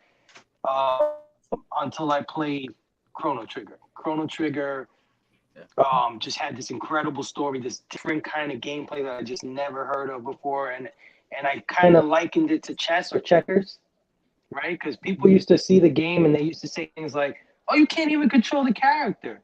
Oh, you got to pick from a menu." They used to think like that was like a shitty game because of the way he used to fight, and I said, "No, you plan your moves in advance. This guy has this hit points." I already kind of got it. It was like Pokemon cards before Pokemon cards, if that makes any sense. You know what I mean? Mm-hmm. So yeah, that game blew my mind. Like, just took me to another level. I was so much deeper into gaming after that one. So of course I got Final Fantasy 3, and any RPG that can eat up, Secret of Evermore, Gaia, Illusion of Gaia, I got them all. I try to get everything I can get my hands on. RPG. Fell in love with RPGs at Super Nintendo. So Super Nintendo's a great memory for me. Like, great experience. I think Super Nintendo, like it's probably, if you think of anybody who talk around that time, will probably name Super Nintendo even more than the SNES. Because a lot of people I talk to, like, when they talk Super Nintendo, they're like, their eyes bright up all the time. You know what I mean? Because there's so many games for that thing. That was like the old school PS2, because PS2 like had so many games, right? But Super Nintendo was like that. You would go to a rental store, they would have more of that than they would have any other system. So I mean, talk about Street Fighter 2. I remember when that came out in the arcade. That was like the hottest thing in the arcades that year. I think it was 91 or 90. It was like blowing up everywhere. I was still a little short kid, so every time I went to go to a place where they had to play it, all the bigger kids would be crowded around the machine, and I could never get on it. So when it finally got released for Super Nintendo, which I believe is almost like just very close to the arcade, right? It's not the arcade, but it's like almost there, right? I used to charge kids in the neighborhood $0.25 to play it. Like, when I first, because nobody got it, I was the only one in the hood with it. So it was like, hey, I got Street Fighter at home. Forget the up the block in the store. I got it right in the house. Like, oh yeah, yeah. And I used to charge people $0.25. Get candy with that. So it was good times, man. I've never did anything like that, but I remember, like, for the Super Nintendo, like usually I had to wait from like my birthday or something to really get a new game. My mom tried anytime get me a new game, so she did. Like Mortal Kombat, I got that new. Street Fighter was one of the first games she went and get me right away because I loved it so much. That she went out of the way.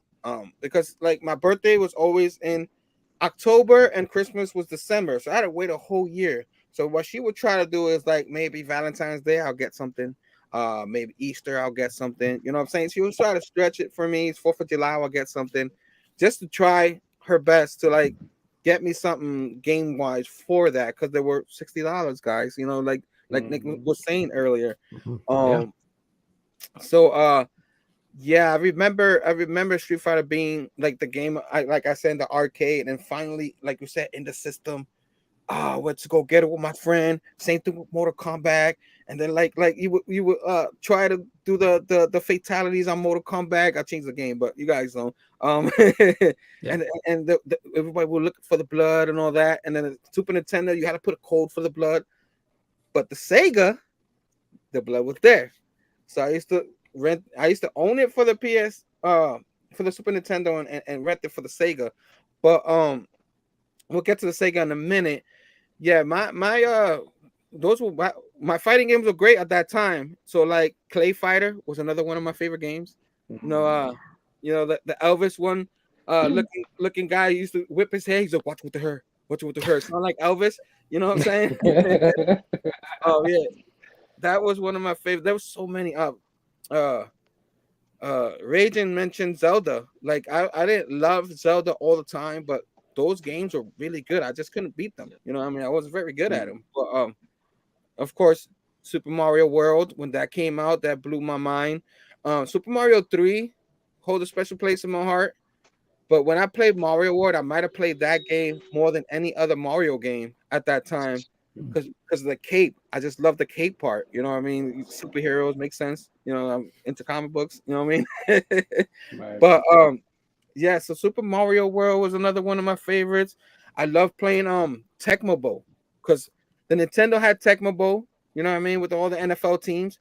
And when it came over to Super Nintendo, the graphics were so much better. The touchdown, you see the guy throw the touchdown and all that. And you actually finally got snow in a sports game. I think that was one of the first ones you had snow. It blew our mind. Like, yo, I always yo, my friends, yo, that had snow, bro. You know what I mean? So I could go on and on with the games. Talk about Punch Out. Super Punch Out was on the Super Nintendo. It was pretty good too. Mm-hmm. It was a really good game. Man, so that was my experience with the Super Nintendo. My friend had one before me, but it wasn't too long before I had one too. You know what I mean? And I think like not too long after that, my birthday came and I got me a Genesis, what we'll talk about in a second. But yeah, you guys named so many good games. Like I said, we're gonna leave this show missing out on many games we missed out on, but I think we got the gist of most of the good games in the Super Nintendo, and I'm pretty sure there's a show and tell happening. We already had one with Twitch; he's still going. You know what I'm saying? And they remind us of those Super Nintendo games. But I'm gonna move on from that to the Sega, cause Sega, like Mario, like me and Phable always fight because he's a bigger Mario and I'm a bigger Sonic the Hedgehog fan. You know what I'm saying? The reason why I bought the Genesis for Sonic. You know what I mean? I had no idea I would enjoy it for other things, but like my mom bought it for me for my birthday ASAP, and that was one of the first gifts I got early because I wanted to play that game so bad for myself because nobody had a Sega around me. Nobody. So that for whatever reason, Super Nintendo is the best system out of the two, but Sega will always be my number one because of that. I was the only one that had it. It made me the cool kid for a little while. You know what I mean? Like I said, I had people bringing the Sega games and stuff like that, and Sonic the Hedgehog was really hard too. Like trying to catch up with that little guy going eyes up with the ball and all that everywhere. It took me a long time to beat that game. I did. Like twice, but a third time never happened. And then of course it went on from Sonic and Tails. It went on to and the sports games were better on the Sega than the Super Nintendo. So like World Series baseball, I that's the first time I played a whole season of World Series baseball, and it wasn't even mine. It was my cousin's, and I finally won the World Series and I was ready to play another season, and he came up to my house and was like, "Where's my game, man? You never brought it back." I was like, my bad, you were playing it, man. That was one of my favorite games. So I ended up buying it for myself. But sports games on it was great. I think Street Fighter on it was better than the Nintendo. For whatever reason, I can control it better on the Sega because it had the buttons. You know what I mean? Phable says no. Phable says no. Disagrees wholeheartedly, apparently. Yeah, but my mom bought me the 6 buttons where you could have the 6 button inside instead of using the top for the Super Nintendo. So that's why like I would play that all the time. So when I would play with the Super Nintendo with my friends, I would stink. You know what I mean? Because I'm used to playing it just like the arcade game. You know, so yeah. So Sega Ultra Beast is another game I used to play. Someone in the chat just mentioned that. I remember. Yeah, that the Sega has a special place in my heart. I was just gonna ask Stef because he was like the one that mentioned it, but I go to Phable. Like, did you have a Sega or did you play it ever around that time? I had played a Sega. I think a cousin of mine or a friend of mine had it, and they had Ultra Beast on it because I think Ultra Beast came with it. Because a lot of people forget that Genesis was around in the 80s. Like the Genesis came out like 89 or 88 or something like that. Like a full 2 or 3 years before Super Nintendo. Before it. Yeah. The Master System. Yeah. No, Genesis. Mm. Genesis was out in Genesis. Yeah. Yeah, Sega Genesis. Yeah, because the Sega wasn't very good. It got repackaged because it wasn't selling. Yeah, it got repackaged in 90 or 92 or something like that. That's right. With Sonic, and that's when it blew up. That's when they got it. But at that time, it came with Ultra Beast. That was the packing game for the original Genesis. And I thought Ultra Beast was horrible. I'm not gonna lie to you. He's like, oh. It doesn't scream family friendly and exciting. Yeah. You know what I mean? I didn't like it. Yeah. Like, I would play it because I was bored, but I dismissed it. And then a few years later, Sonic came out. Just like you said, Sonic came out, looked colorful, cool as hell, fast. You know, so I definitely had to get on board with that. And I had a great time with the Genesis. I don't, in hindsight, I don't feel like it was a better system than the Super Nintendo as far as games and even graphically in some games. But it did have some exclusives on it that were awesome, right? Like Streets of Rage. I think Twitch or Ninja mentioned that earlier. Streets of Rage was like my jam. I loved that game, especially Streets of Rage 2. And there's a few of them on there. Like you said, World Series Baseball was a Sega exclusive. That was awesome. Joe Montana Sports Talk Football. That was another exclusive. That was amazing. Comic Zone. I don't know if you guys ever played Comic Zone. Yeah. I have on the we have it on the Switch. We still play it. Yeah. Yeah, it's like panels, comic panels, and the way you move through the levels by flipping to the next panel of the comic book. Amazing stuff. So yeah, Vector Man, they had a bunch of cool games that were exclusive to that system, and that's what held me there. They're exclusive. But yeah, I mean, Sonic 2 in particular. I know people love Sonic and Knuckles, but Sonic 2 was really good. Yeah. I only got to beat it once, and I needed my friend to control Tails to be able to beat it. It was really hard, man. Those games were hard. They had a what was there was another one. I can't get it in my head. I was trying to look for it. Those Virtual Fighter was okay. What was on it too? I forgot that was on it. The game library wasn't like the Super Nintendo. Let's be honest, but I really enjoyed the Sega for that, and Sonic was probably the main reason. And like I said, the sports games were so much better. I love the Super Nintendo, but on the Genesis it was better. Stef, we talked about Sega earlier, so pick your brain. Like, what was your favorite Sega games? Your experience with Sega? Probably Sonic. Well, the X-Men game, Sonic. Even though it's hard as hell, I really liked Echo, the Dolphin game. She used to kick my ass, but I couldn't quit it.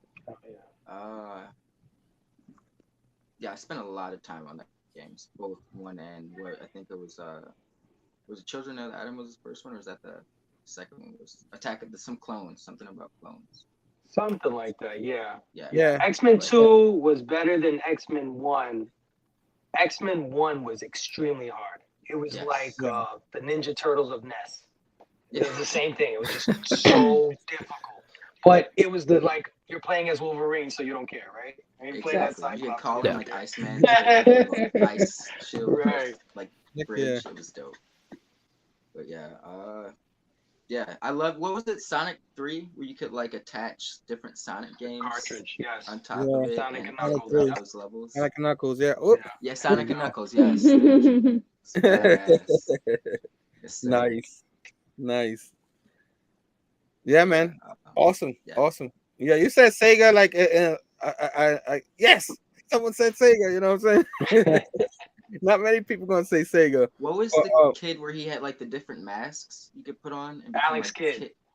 Alex Kidd. Yeah. Alex Kidd. Alex Kidd. Yeah. Was that what the game was called? Okay. Yeah, Alex Kidd. It was that's one of the first Genesis games before Sonic. This is, when Genesis first came out, Alex Kidd was one of the games on it. I guess that was their answer to Mario in a lot of ways, but it never hit. Yeah. There you go. Nick, you say that Sega was the system you had. So what was your experience with the Sega and your favorite games?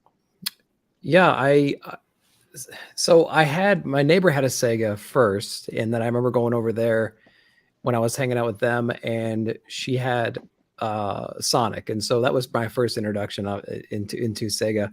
And I think that was one of the first times where I had like anxiety playing a game, because how many times, who was freaking out when like we're running out of air and that music kicks in and you had to like swim over and like get that gulp of air with that bubble that would float up, you know what I mean? Yeah. Or like the lava levels. Right, yeah, exactly. Like my blood pressure's rising. Fun fact, Herm's intro music, the Leave It To Me song that he plays sometimes. Yeah. Those sound effects are those bubble sounds from him getting the air. I get anxiety every time I hear that song. Yeah. Like my heart rate's up right now. It's giving me a problem. So I think Sonic was probably my first introduction there. Like Vector Man was another great one. Earthworm Jim was another great one. And then I remember when I got one, I think it was actually, we never owned it. It was my brother was dating a girl. I think she had a brother and they never played it. And so she's like, yeah, go ahead and you can. And my brother was interested in it because he had a Nintendo, which was mine at the time. And so she let him borrow it. So it sat in my basement with all the games and everything. And so it sat with us for as long as they were together. And so that was pretty fun. So I was like really rooting for that relationship to continue, right? Because without that relationship, I would lose my Genesis. My parents for 1 year got me Sega Channel. And so Sega Channel was really cool. It was the first time where I think you can plug it right in and you would actually get new games. I think it was on a monthly basis. And it was basically this giant user interface with like different like thumbnails almost, right? And you can highlight the one you want. You can click on it. It would download the game right there. And you can kind of play it over cable. And so that was a really cool way of just trying out different games. And I think it was like pretty expensive. My parents were like, listen, this is like the only thing you're getting for your birthday. And you're getting it for 1 month, I think. You know what I mean? Because I don't know how much it was, but it was like, this is a treat. We'll do this for 1 month for you. And I think. And so yeah, that was really fun. So Sega Channel was really was a blast. And then I think that relationship probably ended. That Sega disappeared. I don't have any of the cartridges now. I don't have anything from it. But it was in my life for just enough for me to really kind of enjoy it and to take advantage of Sega Channel, which was pretty cool and pretty innovative for the time. I mean, that didn't happen before, and it kind of paved the way for how we kind of do things now. Probably, It certainly kept it in their minds, and they evolved it over time. So it's a pretty cool thing. I think there was a Mega Man game created for Sega Channel that got like stuck on that thing. Like, oh, really? Poured it out. They couldn't take it out. Yeah, it was like hard coded in somehow. Yeah, well, I don't know. The rights or something. I don't know how it happened, but if I'm not mistaken, there's a lost Mega Man. I think they got it out now, but for that service. Yeah, it was pretty cool. All right, cool. Angel, Sega? Yes, no, Sega? Yes. Sega. We had one of those too. So like my favorite was Sonic. Like I always made it a point to try and like complete, because you know how like after they did the levels in like sets of 3, right?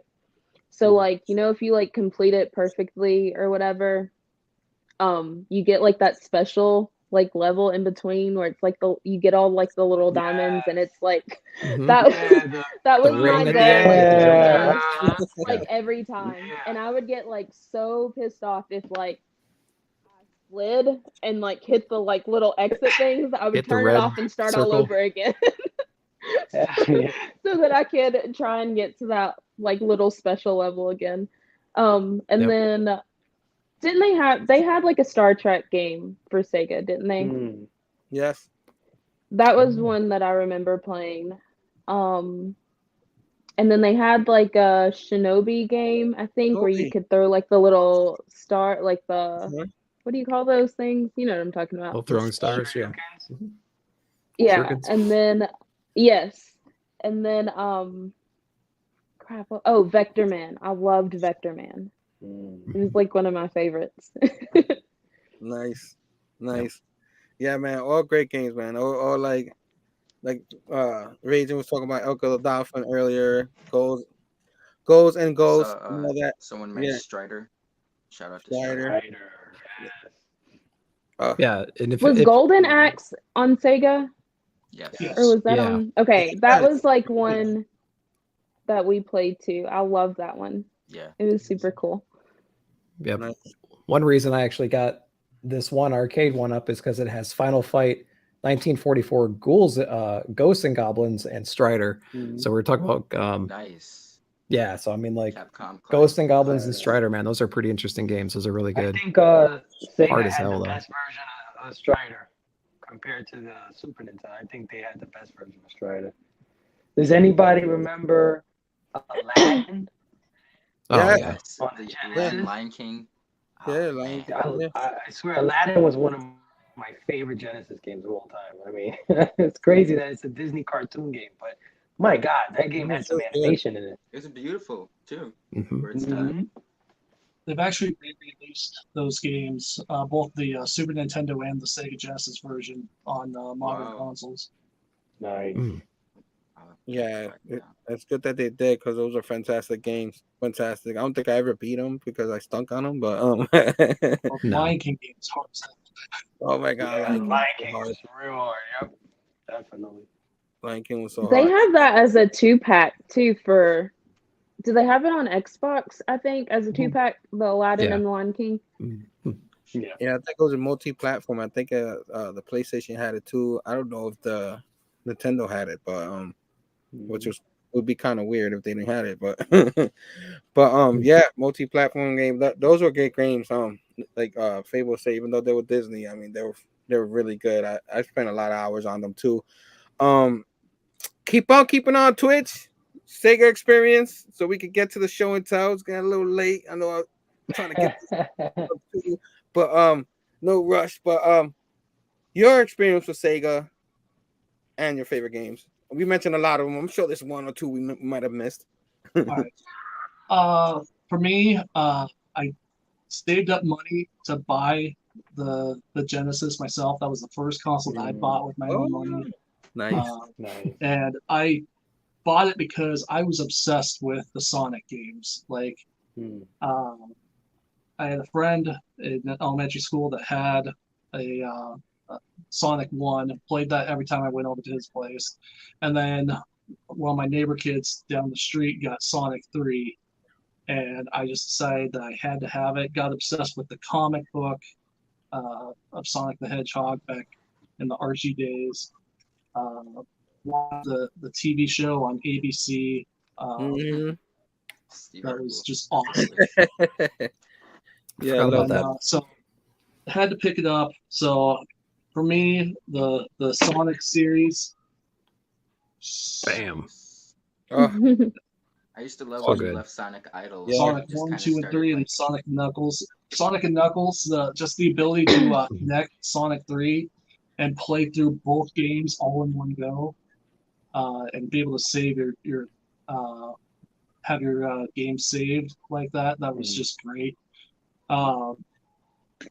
Then other games I really love from the console, Castlevania Bloodlines, which Interesting thing about this game, this was the first game to not feature a Belmont as the main character. You actually play, there's two different characters. One of them is the son of Quincy Morris from Bram Stoker's Dracula. Interesting. Wow. But then, only other game that I would mention that has been mentioned already is Gunstar Heroes. I don't know, anybody play that one? I've never played it. Yeah, Anybody definitely. else? Gunstar, No. From Treasure. Yeah, basically, Gunstar Heroes is a lot like Contra to an extent. You have like a health. You actually have a health bar, but it's really just kind of fast-paced action shooter, side scroller. There's multiple weapon types that you can get, and you can mix and match the weapons that you use. So you can get like a homing missile, a homing attack with, and then mix it with fireballs. And so you just shoot fireballs over the screen and home in on enemies. It just made for a really personalized game experience, and I liked it. Nice. All right. So I guess we're gonna wrap up the gaming session now. In the future, hopefully we can get a N64 PlayStation type show. I knew I was never gonna get to those, but No, way too much to talk about. Real quick, Herm. Did anybody have a Sega CD? The attachment for the Genesis, the Sega CD. My friend had a CD and a 32X. I didn't have one though. Yeah, I never had the CD one. What a mess that whole thing was. Yeah, Sega CD. I dived into that. It wasn't the greatest thing in the world, but one thing that it did introduce was CD quality music, which we were used to beeps and boops and blips and stuff like that. This would have like rock and roll soundtracks, real music. So it's like mind blowing to hear that for the first time with Genesis games. And then they introduced full motion video, which at that time I thought was the future. Yeah. I thought seeing videos and clips of people and stuff playing the game, I thought that was like, oh my God, they're getting real now.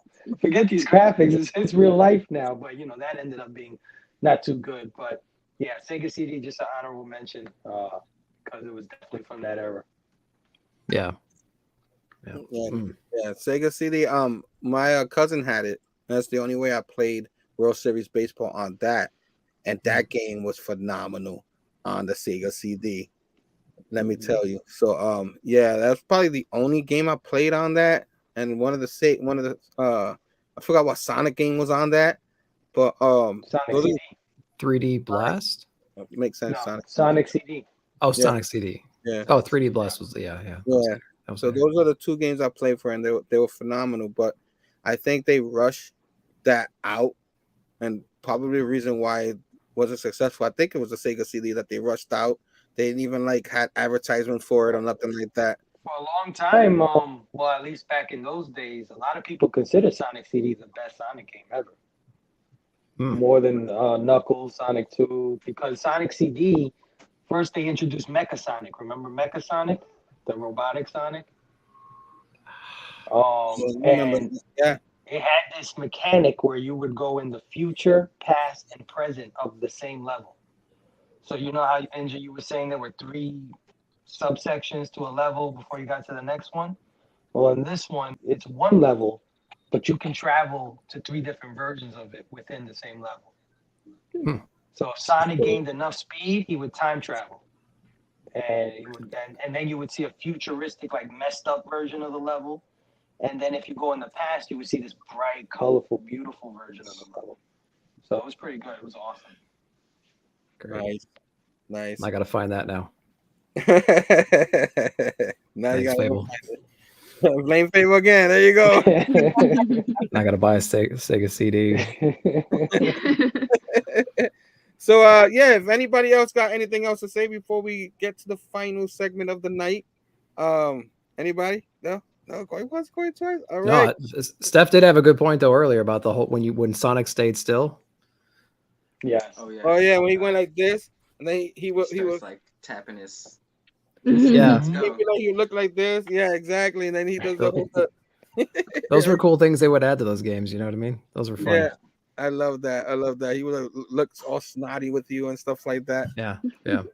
But guys, it's been a while since I said this, and you know, you guys know I love this. This is my favorite segment of the shows. We haven't had it for a while, but you know, some show and tell, that beautiful sight.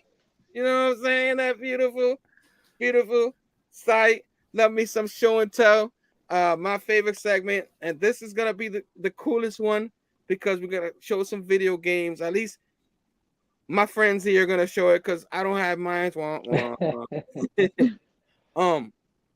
So since I think I'm gonna go with who wants to go first? I'll just ask. Anybody wants to go? Oh, Phable say he just me. Well, I'm gonna go first because I pulled out a bunch of games, but they're like PlayStation 1 and beyond. I don't really have nothing from before PS1. But I do have 3 little games here, and I already showed one, which is the Mike Tyson's Punch-Out.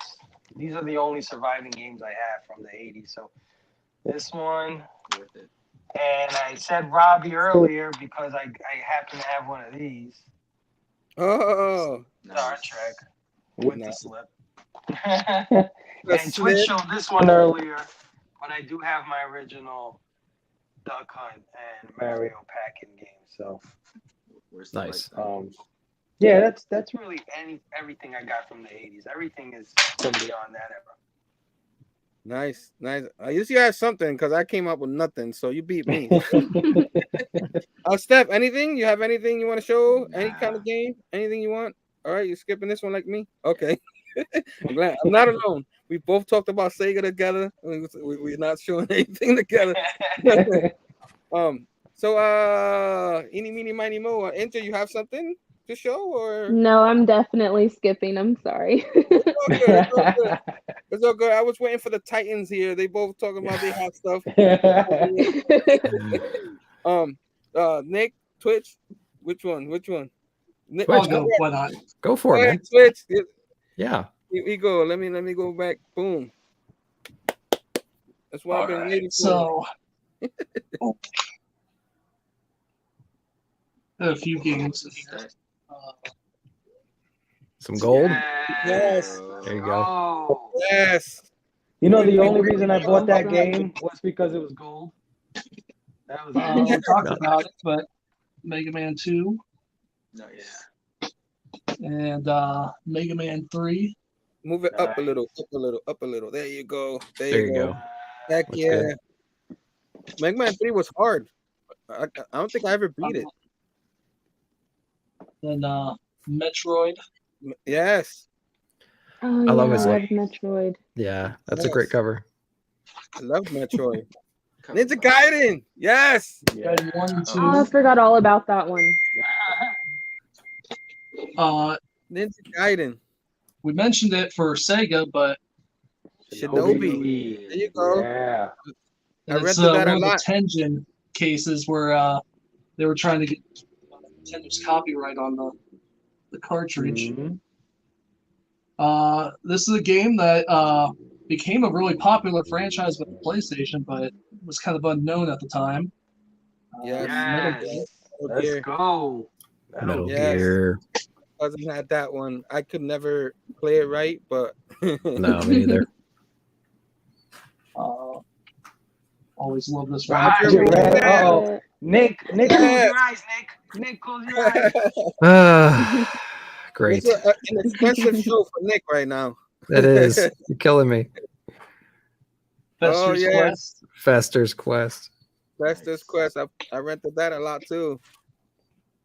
Man, you bring me back, Twitch. Bring me back. Let's see here. Now switching it up to Super Nintendo. Super Castlevania 4. Yeah. Nice. Hell yeah. I played that. Yeah.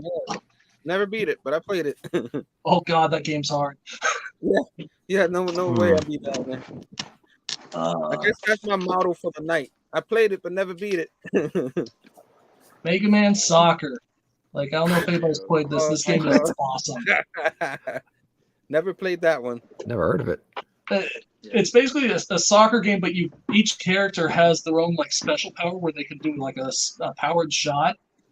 and Mario Super Strikers kind of copied the same form. Oh, okay. I know people have mentioned NBA Jam, but I always have been Hang time. big fan of NBA Hang Time. Sweet. Oh yeah. I used to like playing on the Nintendo Jordan versus Bird. That one. Oh yeah. And then let's see here. I guess the only other Super Nintendo game. Yes. There we go. Excellent. It's another really hard game, but I loved it. Wow. That advertisement was on the back of every 90s comic book. Yes, like a yes, year. it was. Yes, it was. And I guess the last thing I got to show here, well, last video game I got to show is Game Boy game. DuckTales. Game Boy. We didn't even talk about Game Boy tonight. I know. Darn. Or Neo Next Geo. And then, so the last thing I got to show here.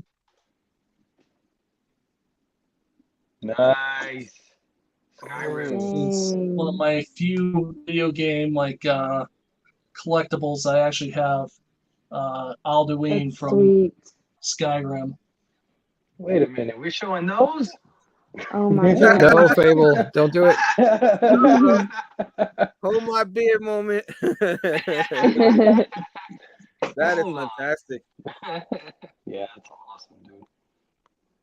Wow, great stuff, That's man. all I got. No, That's all. That's all. That was Holy cow! Well, it was a great show. I don't want to follow that. No. but you have All to, my man.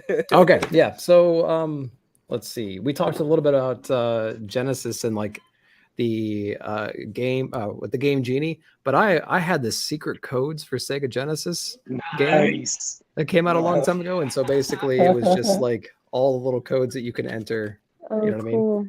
And so that was pretty interesting. So we got the blood. I mean, I opened it. It naturally fell open into the blood code right here. So for Mortal Kombat. So that was pretty cool. The cheat menus and alt and MK3, and then this book was worn out. Like you guys talk about like comics you guys wore out when you were kids. I didn't have comics. I had this in my back pocket. You mean it's not a 9.8? It's not a 9.8. No, I treat this thing like Robbie treats his keys. I can just throw it around. I can do all kinds of stuff. So it's all good. I showed that one off. I actually have my whole box of NES cartridges and stuff here, but I'm not gonna go through every one of them. But there's a couple we didn't talk about. I'll just bring them up real quick. But so you mentioned DuckTales. DuckTales was like one of my favorite NES games. It's got an amazing soundtrack. Each level's different. There's lots of unique things and bosses and levels and world design and everything. This is a really cool game. But one we didn't talk about was Indiana Jones: The Chronicles. I know I talked about this in chat a little bit. Look up like a gameplay on this on YouTube. It's pretty interesting. It's a platforming game, but there's also power-ups. It's a pretty complex game. And there's some trickery that, as NES games had, some things you're not even going to know about, but just some random events that you have to just kind of learn through trial and error. But it's still really, really fun. And then the other one I want to point it out was Master Blaster. So Master Blaster was like one of my favorite. I think I sunk more hours into this than most games because it was an awesome like side scroller, platformer, RPG-ish kind of a game. And you had your tank, and you had to navigate that whole world and upgrade your tank. Then you had like your little guy as well, and you had to upgrade his weapons and keep his life going. So there's a lot of variety in this game right here. So Master Blaster was probably one of my favorite games. Wasn't he like a frog too? Like the guy, wasn't he a frog or something? So the story was, I think like your dad or something like that, or one of your parents they had like a dig site near the house. They uncovered some like radioactive thing. The frog jumps on it, grows really huge. He jumps in the hole where that came from, and that leads to like this whole underground world that you then follow the frog into, and then you find the tank or the terrain vehicle that the team put down there to kind of like navigate the world. And the whole objective is you're just trying to find your frog. So it was pretty crazy. But yeah, Master Blaster was definitely the FX9 book. No. Oh man, like back in the day, they had books by FX9 is what the author's name was. You know, pseudonym of course, but they had like Blaster Master, Mega Man 2, and it's basically a novelization of the stories from those games. But it also gave like tips and tricks as far as like how to play through the game. Oh wow!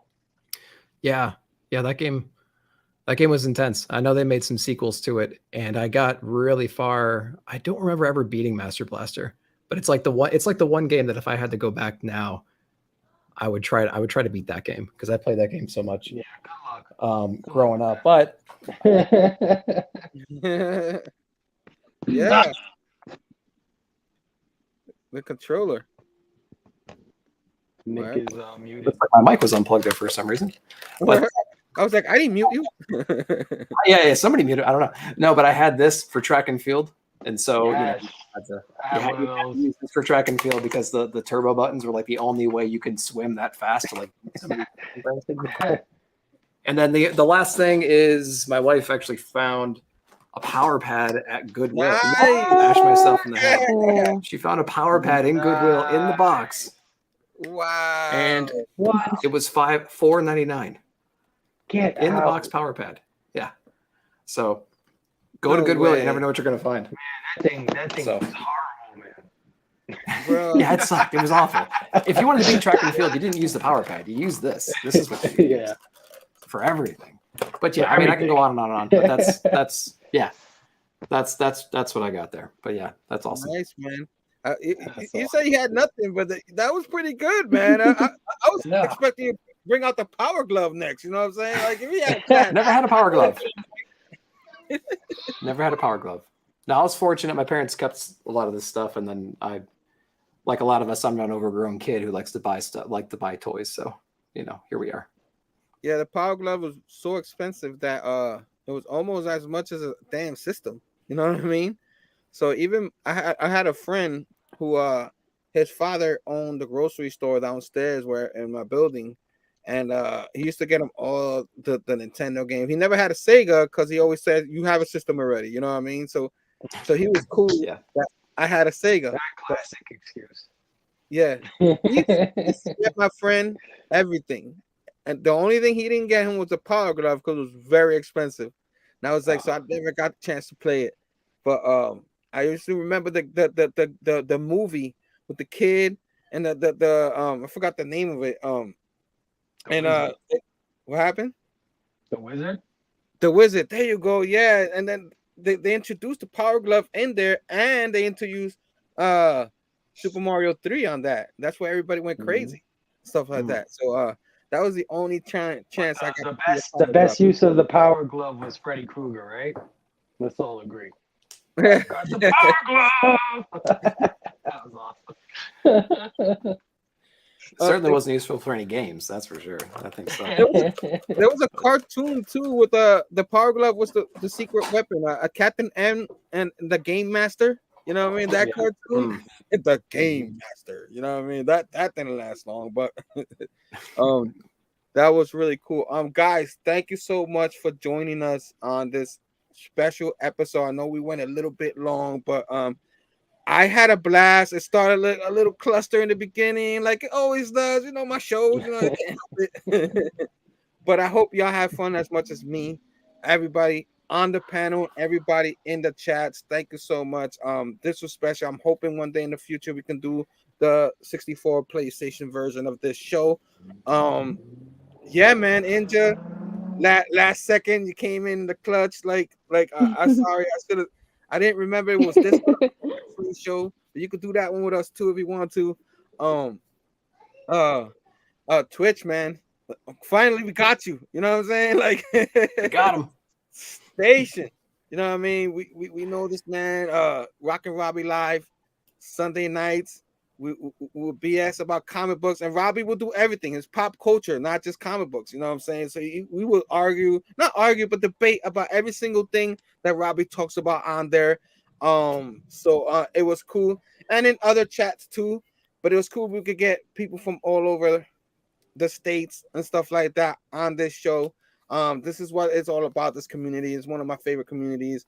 And then like I could go on and on. And Nick, when he heard about this, he was like, I want in. Yeah, you guys slay every single week, and then I just have to pop in every once in a while to show off all the crap that I've accumulated. So I appreciate you guys humoring me and letting me pop on and spend some more time with you guys than I already do. So thanks, guys. Oh man, it's just such a big part of our makeup, right? Like we love comic books, we love all this stuff, cartoons, but video games is definitely a part of it. You know, yeah, part of it. Yeah, for sure. Definitely hours we put in. I think I put in more video game hours than comic book hours, even sports hours. You know what I mean? Oh God, yeah. Because sports, it would finish, and then you had nothing else to do. So what are you gonna do? Play video games. You know what I mean? Comic books, you will finish reading them. You read everything you had as a kid. What are you gonna do? Play video games because you couldn't go outside, especially if you live in the Northeast or anywhere in the North area when it's cold. You weren't playing outside in the cold or in the snow. So what are you gonna do? Play video games. And you weren't beating those video games either. You're just trying to see if you can get to the same level you got to last time. You're not beating anything. Yeah, it didn't matter if you were wasting your quarters in the arcades or just at home with your console. It's just you weren't beating that game. That's it. You know what I mean? But yeah, man, guys, everybody, Inja, Twitch, Nick, Stef, Phable, always thank you guys for always doing these shows with me. I always enjoy you guys' insight. I can't do it without you guys. This show's always been a lot of fun. Next week will be the season finale. We're not going anywhere. We're just having a little season finale. Yeah, I'm here trying. Well, I'll try to get to my Oh, that's not it. Try to get to my I'll get better. I'm gonna get me a mouse, I promise. Next week, join us. Let's talk about a remaster. Anything goes tangent with the Bad Batch. So I'm gonna try to get as many of the Bad Batch backlot bros. What is that? I don't know. You guys know I still don't know what a backlot bro is, but we're gonna try to get as many of those guys in here. Hopefully, Brother Joe, Bobby, Taqi, you watching? We would love to do next week. Taqi. Hopefully we get some here, maybe get Brandon, we get hopefully Robbie could come in and all that. So any of you guys in the Bad Batch, it's gonna be a special show for us next week. Season finale. We'll take a little hiatus, including with the Blame Phable Tonight show. We're taking a hiatus from that too. We got a few more of those too. And then like April will be like, I will still do some prime time in April. I'm thinking of a few ideas for that month and stuff like that. While everybody takes a break, I might just throw a video or go live. I know I'm planning on doing one with Tom, prime time Tom. I'm planning a show with him one of those nights, hopefully. And we're gonna go over the first two Spider-Mans. So it's probably the end of April or something like that. That come out, with Wells and JRJR. See how that is. We're gonna go over those two issues and stuff like that. See how we liked it and all that. Because we love some Amazing Spider-Man. I gotta get that man back on here. He's one of my closest friends now. We always talk all the time now. And all that. And guys, starting with Twitch, you got anything going on? I know you don't do shows like that, but you got anything going on in the future?